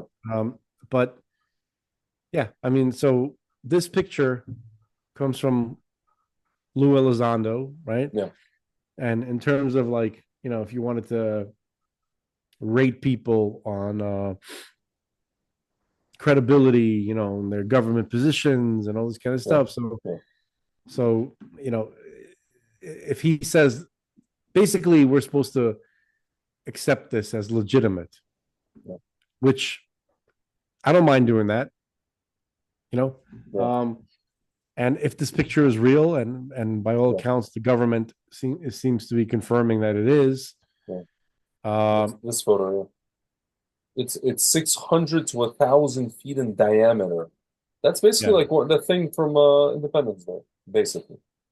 Yeah, that's a minimum of 3 football fields.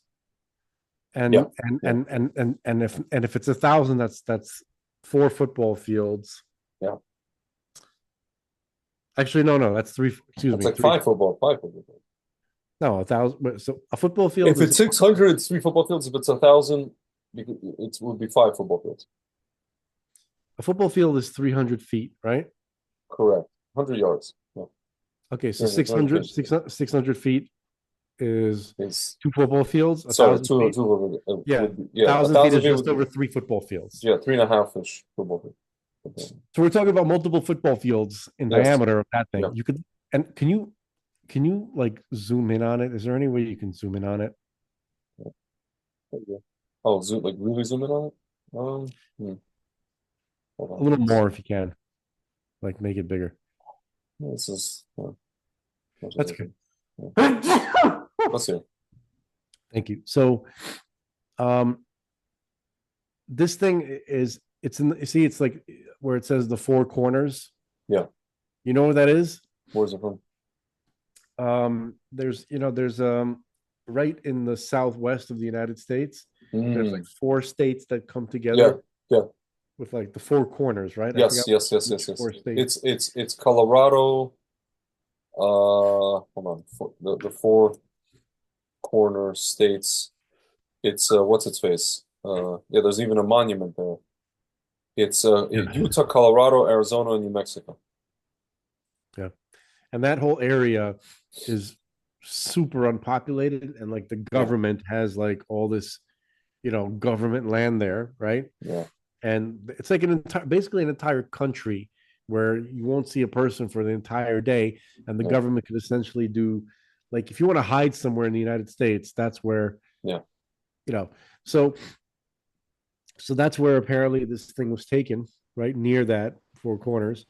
Can you go back to the picture Sir, please. Yes. I was With just respect. showing people that there's the monument, the Four Corners monument. Yeah. They have over there. Yeah. So this thing, if you look at the picture, you could see that you could see the shadow it's casting underneath, but you could also see that it looks like there's things coming down from it. Yeah. Do you see that? Yep. That's it. Right? Like a couple of things. Yeah. Like I don't know if that's like some kind of like energy beam or sun. I don't know. There's something coming down. Yeah. From it. And you know what's interesting about this thing? And I've seen this in some of these kind of photos, right? These kind of UFOs, they never look like they never have these like pristine shapes. Yeah. Like that looks like a pancake. Yeah. You know, kind of like a floppy pancake. It doesn't have that like that hyper, you know, sharp edge to it like we see in sci-fi, right? Like almost it's almost like an organic kind of jellyfish. Somebody is saying that it's basically an optical illusion. You see, they're right, and they're showing the coordinates of it. You see this, and that it's basically just two crop circles. And you see, this is the thing that looks like it's casting a shadow with two crop circles next to each other, and one is darker than the other. That's what they're claiming. I don't know. Or like here, this is it. I don't know. Look at that. Look at irrigation circles, spooky UFO. Yeah. See, they're comparing. If that's the case, why would he? Why would he present this? Honestly, I don't know. I don't know. I really don't know. The only thing I do know is there's a guy, the other guy, what's his name, Eric Davis, talking about that he knows of four. He literally told to Congress. Yeah. Four species. The Nordics. Here, I'll pull it up. This guy, it's like the reptilians. It's like going to Congress and saying, okay, everything people talked about is from here. Yeah, Eric Davis. He's like gray, Nordic, reptilian, and insectoid.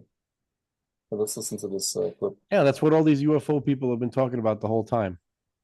And like anybody who said that, it was like insane. Being this insane. Yeah, this is. Multiple species. Are they like what was their size and how many are usually on a craft? They're typically the multiple species people familiar with the Greys, the Nordics. People were talking about reptilians and insectoids. It's not that they're reptilian or insectoid, it's that they're resemble to the recipient of reptile or insect type humanoid because they have this head and four limbs. You're saying they're like humanoids with those heads, with those reptilian heads. Large, small, human size, human scale. and are there how many are accrued? Well, the Greys I'm familiar with from investigating the crash at Corona, which is misnamed the crash at Roswell. It's not the crash at Roswell. Okay, so the crash in Roswell, which really is not, it's misnomer, so that's the Greys. Crash at Corona in Mexico. Yeah. Those were Greys, those were 4 foot tall. And the Nordics are typically human size, probably, I've heard 5, 6 feet tall. And same with the people who mislabel reptilian and insectoid, they're roughly that height too. I haven't heard anything about anything 7 or 8 feet, 9 feet tall. Of that nature. It's astounding. You know, and the guys who were sitting next to him, like Avi Loeb and Tim Gallaudet, you know, who were sitting off to his left. Yeah. They were laughing. They see it's. I don't know if they were laughing, but they kind of looked like that. You know what I mean? Yeah, they're kind of smiling. So laughing as in like nobody's gonna believe him. Laughing as in I don't know. You know, sometimes I'm wondering, is this? Well, next to him it was this Luna chick. She was there before. Yeah, yeah. I was listening to part of the conference, and she had to go. Like she had to go early or something like that. Yeah. Anyway, so absolutely. I mean, these are shadim. Obviously, these things are. Yeah. They are obviously. You know, sometimes like I wonder if these guys are just, you know, pulling our legs. Well, this is why, you know, when you kind of get frustrated with me, No. I get frustrated with them. No. I always considered I always consider I've every conversation we've had, I've always said, if this is real, if this Yeah. is true, Yeah. if they're telling the truth, if this is Yeah. not a psyop, something like that. Yeah. Okay. So if this is real, if this is true, then it lines up with what is supposed to be happening around this time. Okay. But Lou Elizondo, there was this other time where he presented a photo at some conference where it was really just a reflection of a lamp, and he presented it as something. So his whole thing was, he's like, well, this is what it looks like. This is what it appeared like.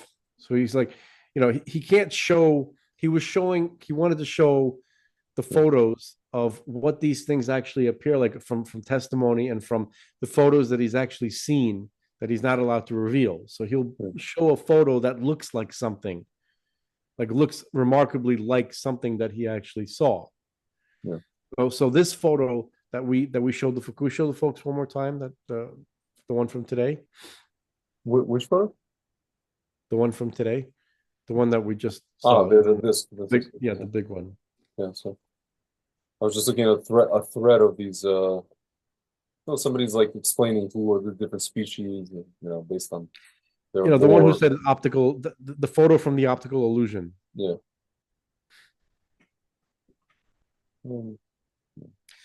So that doesn't really look like an optical illusion. Yeah. Like it doesn't look at all like what those people are talking about. Like, I know. Can we get a closer look at this thing? Right? It looks like two giant circles, right? It really looks like one is on top of the other. One is solid and the other one is a shadow. Yeah. Right? That's what it really looks like. Yeah. And if it's not that, then the white thing, right? If they really are both on the same surface, like next to each other, right? Then what the hell is that? Why is that one so light and the other one so dark? That doesn't make any sense. The white one really looks like it's floating above, and it has nothing to do with the landscape. Yeah. And the black thing looks like it does have to do with the landscape, except there's something shadowy over it. Yeah. Right? It really does look like a shadow. Right? The shadow as it appears, right? It looks like it's on the landscape. And the white thing, that the people who are saying that this is an optical illusion, really looks like it's over the landscape. Yeah. Okay. So you want to call it an optical illusion? I guess you could do that. You can cast doubt on something like this, but it's not, it really doesn't seem like the thing on the bottom looks like a shadow on the ground, on the surface. The thing on top really looks like it's not on the surface. Yeah. It does not look like what they're showing. No. It really doesn't look like that at all. See, everybody's like, oh, once again, Elizondo was a fool, probably one of the laziest investigators in the entire field. Picture on the left, Elizondo's thing. Picture on the right, crop fields from Mick West. What are the odds that Elizondo's photo is crop field? Very likely to me. If the evidence is there, then it's not a flying saucer. Elizondo is just a gullible idiot. Some guy named Aerotech Space. Average place. I don't know. Yeah. I think that. Well, hold on. What is he showing here? Now it says, this is the giveaway. What looks like an access road outlined by the red arrows is perfectly placed in between the object and its shadow. This is what would indicate a crop field, not a massive flying saucer. It might, less likely, could be a random lenticular cloud, but the shape and outer edges are too fine and perfect, and the road still happens to fit perfectly between the two. It's basically, yeah. Yeah, I think, look, I don't know why, but it should seem obvious that if they're going to put out a photo, right?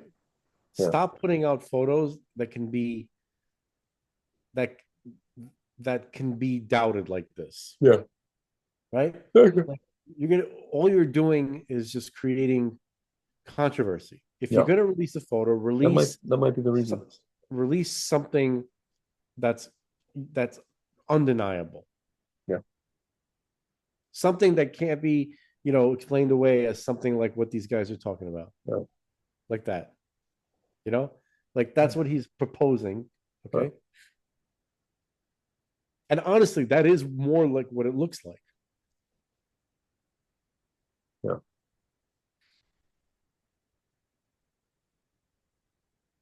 Listen, I don't know. All I know is like.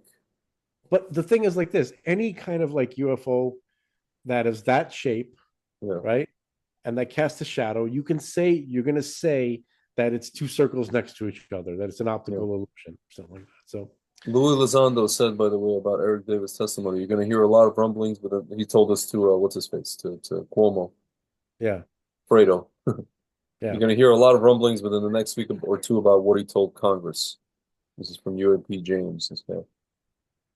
Anyway, listen, that's all I'm waiting for. I'm just waiting for the media to cover this. Like you and I spoke about this in a with non-nervous laughter, with Disneyfied giggles. Just cover the damn thing. Just cover it. Talk about it seriously. Like, I mean, Cuomo's trying to do that. He's trying to keep, he has a straight face. He's not trying. And then just take it from there, and then be serious about it. It says, Pentagon violating Constitution by withholding UFO info from Congress. This is Michael Schellenberger. They are sitting on a significant body of photographic and video evidence, information we the taxpayers have paid for, and the Constitution requires that Congress be able to see. So he reported. This is on News Nation. Dude, the question is again, like, why isn't ABC News, NBC News, CBS News, Fox News a little bit, CNN, MSNBC, they're not covering any of this. Obviously, I mean, they're being paid not to cover it. There's that new whistleblower coming forward. Oh, this guy? Yeah. Yeah, his name is Brown. You want to play this clip? Yeah, Matthew Brown, former Undersecretary of Defense for Intel. Contract discovered anomalous and exotic, unexplainable UAP videos up to 45 minutes long. It's either something else or we have been left behind. Things are crystal clear, but it's only 15 seconds. Some things you can see 45 minutes of something moving around, but it's kind of blurry because that's a lot of data. So you've seen crystal clear at times videos of what appear to be, would you say, non-human intelligence made craft? I mean, what you see evidence that the rest of the world doesn't get to see. That starts happening. Yeah. Nothing in those videos necessarily proves it's extraterrestrial or non-human. It certainly is anomalous, exotic, and unexplainable. And advanced. Yes. Beyond our capabilities that you know of? I don't know. Some of it might have been within our capabilities to replicate, even in an inferior manner. But quite a lot of it is, it's either something else or we live in a world where we have been left behind. I can't stand the way these guys talk. Yeah, it's annoying. So he's like, that's what I'm saying. I want to punch him in the face. It's basically like saying, like, is it stuff that you think humans can produce? Yeah. He didn't say I don't think humans can produce this, which is what he said it in a roundabout way. He goes, well, I don't see any evidence that it's not human or that it's extraterrestrial or that it's something that's not human. But, do you think have you ever seen humans produce anything like this? No, I haven't. No. Yeah. So basically what he's saying is that either it's something else, like he said at the end, or we've been left behind. Yeah. Meaning some humans have developed some kind of technology that they created like a breakaway civilization. Yeah. Yeah. And then there's this guy, Malmgren. Remember you sent me it's like a 4-hour interview, which I didn't watch all 4 hours, but he was an advisor to JFK, LBJ, Nixon, and Ford. Says the founder of Area 51, Richard Bissell, briefed him on a 1933 Magenta Italy UFO crash and recovery. What else did Richard Bissell tell you? He said this didn't start last week. This has been going on. He mentioned that in 1933 Magenta. He did. Yes. Richard Bissell mentioned the 1933 Magenta crash. Yes. That's amazing. Exactly. That is such corroboration because that is a highly conflicted, account. That's Malmgren's daughter, by the way. She's like also highly, Yeah. accomplished individual. 1933 was the first recovery in Europe, in Magenta, Italy. I fully trust David Grush, but that's amazing that there's some corroboration from back then. He mentioned it. Wow. Italian government moved it to a secure air base in Italy for the rest of kind of the fascist regime until 1944, 1945, and the Pope Pius XII back-channeled that. So the Vatican was involved. Yeah, and told the Americans what the Italians had, and we ended up scooping it. So I just want to tell you, he keeps saying Richard Bissell. Yeah. Richard Bissell was American Central Intelligence Agency officer responsible for major projects such as the U-2 spy plane, the Bay of Pigs invasion. Okay, he's one of the most important spy masters in CIA history. Yeah. So, he's, if not the most famous CIA guy ever. Yeah. And he talked about this guy Malmgren, who is we should do we should do a whole thing about him. Yeah. So he was a foreign policy economic advisor to President Kennedy and like 4 other presidents after that, and he supposedly stopped what's his name, the general who dropped the A bomb and who firebombed Germany. Talking about LeMay, Curtis LeMay, General Curtis LeMay. He stopped him from bombing, from starting a nuclear war with Russia. Yeah. So when he was 26, apparently, or something like that. So anyway, that's the way the story goes. So he said that Richard Bissell spoke about he heard him talk about the Magenta crash in Magenta, Italy, of a UFO that crashed in Magenta, Italy. That's insane.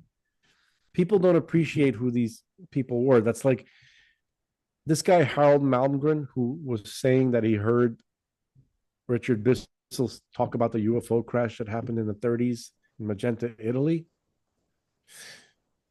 That's like Henry Kissinger saying that he knows about UFO crashes, or not the word fencing, Kissinger, but that level, or someone on that level. Yeah. Okay, so a lot of big UFO kind of statements and things that are being kind of like fed into the public consciousness. Yeah. It's being like, it's kind of like, it used to be like a drip feed. Now it's like a garden hose. It's like they're pouring it into your mouth like a garden hose, and soon it's going to be like a fire hose. Yeah. And then it's just going to be a flood, but that's already when the stuff, it's, the phenomena, if you want to call it that, is it's not on your TV set anymore. It's like in real life. So I really hope so. It's just getting. That's what it seems like. That's the pattern that I'll just keep mentioning why I talk about this stuff. Even though I really wish that Lou Elizondo wouldn't post photos like that.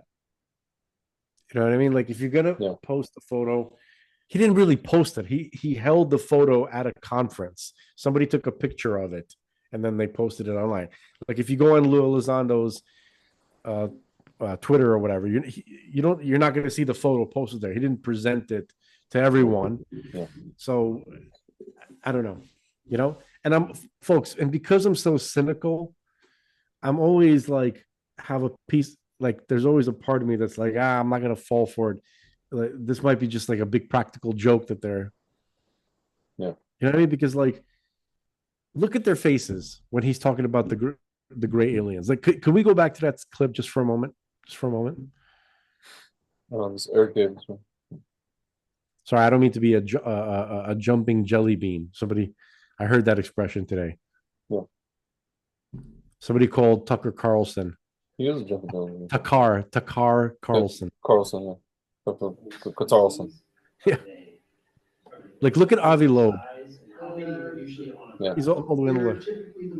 It's almost like a knowing look, like Yeah, maybe I was imagining it. It just seemed like he was no, you're not laughing for a imagining it. second. They're just smiling.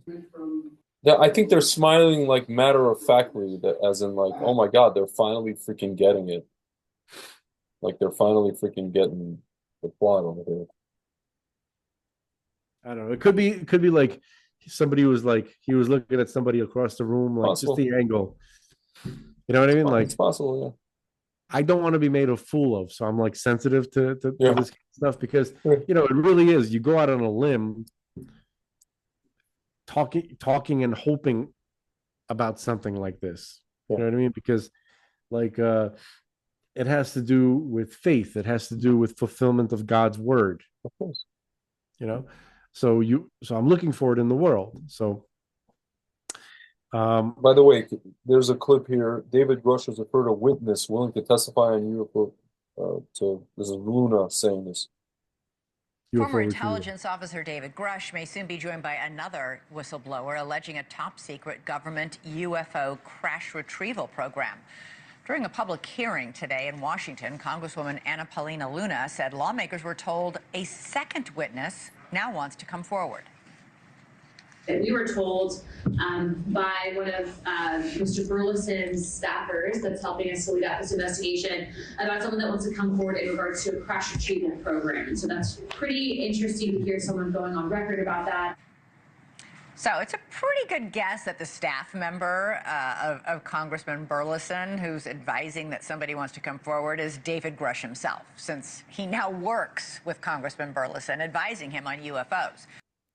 Interesting. I'm just looking at like the latest post from the COP James guy. Yeah. It just seems like have different things. He seems the most reasonable of these UFO Twitter guys. Yeah. So basically it started in the comic books, folks. Then it switched over to science fiction movies and shows and books. Then it went to witness testimony press events on the internet, like the Disclosure Project in late 99, 2000. Yeah. Then it went from that to documentaries and serious books, not science fiction. Then it went from that to news reports, and then articles in the New York Times in 2017. Release of real military Navy videos, right, of anomalous craft that still can't be explained. Then high-level witness testimony interviews on the news. Then it went to congressional hearings. That's where we're now leaving the congressional hearing phase of this, and it's going to evolve. It's going to move into first eyewitness or people who direct contact witnesses. That's the new thing. And then you're going to have this Jake Barber Skywatcher situation where they're literally producing data in real time. And then you're going to have not just Congress sitting in front of witnesses, but you're going to have top level politicians talk about it with the public. They're going to have special hearings where they're going to address the public directly. We're almost at that point. You basically have that already with Tim Burchett and Anna Paulina Luna, and in the previous administration of Trump, Radcliffe already did that on the news, right? And now he's the CIA director. Okay. Hey, you posted something today of what's his name, Glenn Beck interviewing President Trump. Oh yeah, talking about Tesla. Yeah. Oh, this is the thing that kind of right. So we were talking about this for a while now. Trump kind of like was asked about it. Yeah. And You can see where this is all moving, you know? Yep. Yeah. And you can tell Trump knows way more. Yeah. Yeah. 1 second.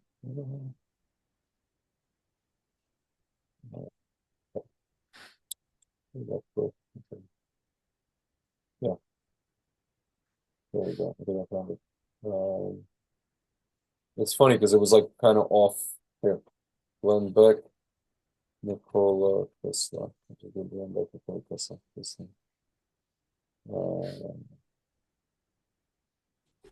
Whatever. You can play this. Yeah, this translation, but whatever.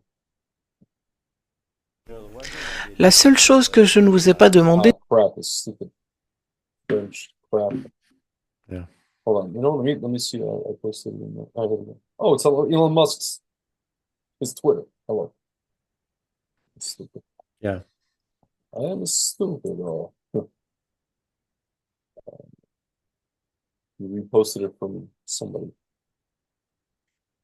That's interesting. Doge. This is something else. When was this? May 1st. Yeah. Oh yeah, you got 25 million views. This thing. It goes to show people are paying attention. Come on. What is this? It's a repost. But like, where the hell? He posted it today. Or yesterday. Last night. Let's see. 11 hours ago. Yeah, man, he posted that stuff. Where the hell is it? The question. Yeah. I'm looking for the one you sent me. No, I know. I have. Oh, here we go. How crazy is it that you're working with? Can you just roll this? Let me put this back on. This is just a personal thing. How crazy is it that you are working with Elon Musk, today's Tesla? Yeah, absolutely. And when Tesla died, it was your genius uncle that was sent to try to figure out what papers should be kept. Isn't it grand? How crazy Well, is that? actually, so my uncle was a great, brilliant man, my father's brother. My father was working very hard to put my uncle through MIT and all that. And when my uncle graduated, he was so brilliant that MIT said, why don't you stay here and become a professor? It's crazy. Which is pretty good. He 3 different degrees. Yeah. It really was amazing. But as he went through life, he was very successful as a professor at MIT, but he was also very successful at other things, like discovering genius things. And the United States government gave him an assignment of finding out whether or not Mr. Tesla was the real deal, or was he not the real deal? In other words, was he really great, or was he just an average guy? And my uncle did a report on it, and you know what was nice? He said he was really great. A lot of people in that position would be jealous. Yeah. But he actually said he was great. And here you are working with today's Tesla. That's right. That's so right. great. And Elon's a great guy too. Yeah. Great guy. Thanks. Thank you. You bet. Yeah, that was a watered down version of probably what Trump thinks and knows. So Trump said that his uncle said that Tesla was the real deal, and he was great. And that's Tesla, who claimed that he got all his ideas from downloads from aliens, from communication with beings from outer space. Yeah. Unbelievable. Well, listen, you know. All right. We'll find out soon enough. Hopefully things are accelerating. Maybe there'll be something interesting to talk about next week. Yes. In that respect. Yes. And your beard will be fuller. Yes, I hope so. 'Cause I screwed it up. Today. You always screw it up. You've never not once screwed it up. It was a mistake. I know. No, usually I just like kind of comb over it. Not comb over it. I kind of like go on the surface and it just kind of stays relatively there. But this time I just kind of I went scorched earth. I will go scorch earth. I will you up. Yeah, I did a Pan Pacific power play on my beard. Right. Terrible. Asia's my territory, Jack. That's right. You're gonna need a fucking binding resolution to keep me from going scorched earth on you. All right. All right, ladies and gentlemen, it's time to go to sleep. In the words of Eddie Murphy's ex-girlfriend, why don't you just go to sleep? That's scary. Yeah, it is. Yes, it is. A black lady telling you, why don't you just go to sleep? Yeah. You don't know. You keep one eye open, motherfucker. That's right. I have to keep one eye open with this. That's right. Those guys look like, speaking of Nordics, those guys look like the aliens from the planet. No, Dude, the Nordics are tall white people. Yeah, yes. With No, blonde hair. these guys just look like cat versions of the Nordics. I don't know. I told you the story. I was in Frank's house for New Year's 2 years ago, and I'm sleeping, and I wake up at 2 a.m, and I just see like 3 entities on the other side of the room, just like this. For like a good half an hour, I'm just like, this will not end well. This evening will not end well. No, they were okay. They didn't do anything. Nothing happened. It ended. Absolutely nothing happened. They just peered into my soul, implanted some kind of spiritual microchip, which I don't really know about, and ever since then I've been traumatized. Yes. All right. All right, folks. Good night. See Sphera. Oh yes, that's right. Yes, we shall do it. All right, guys. Have a good Shabbos. Good Shabbos. Okay.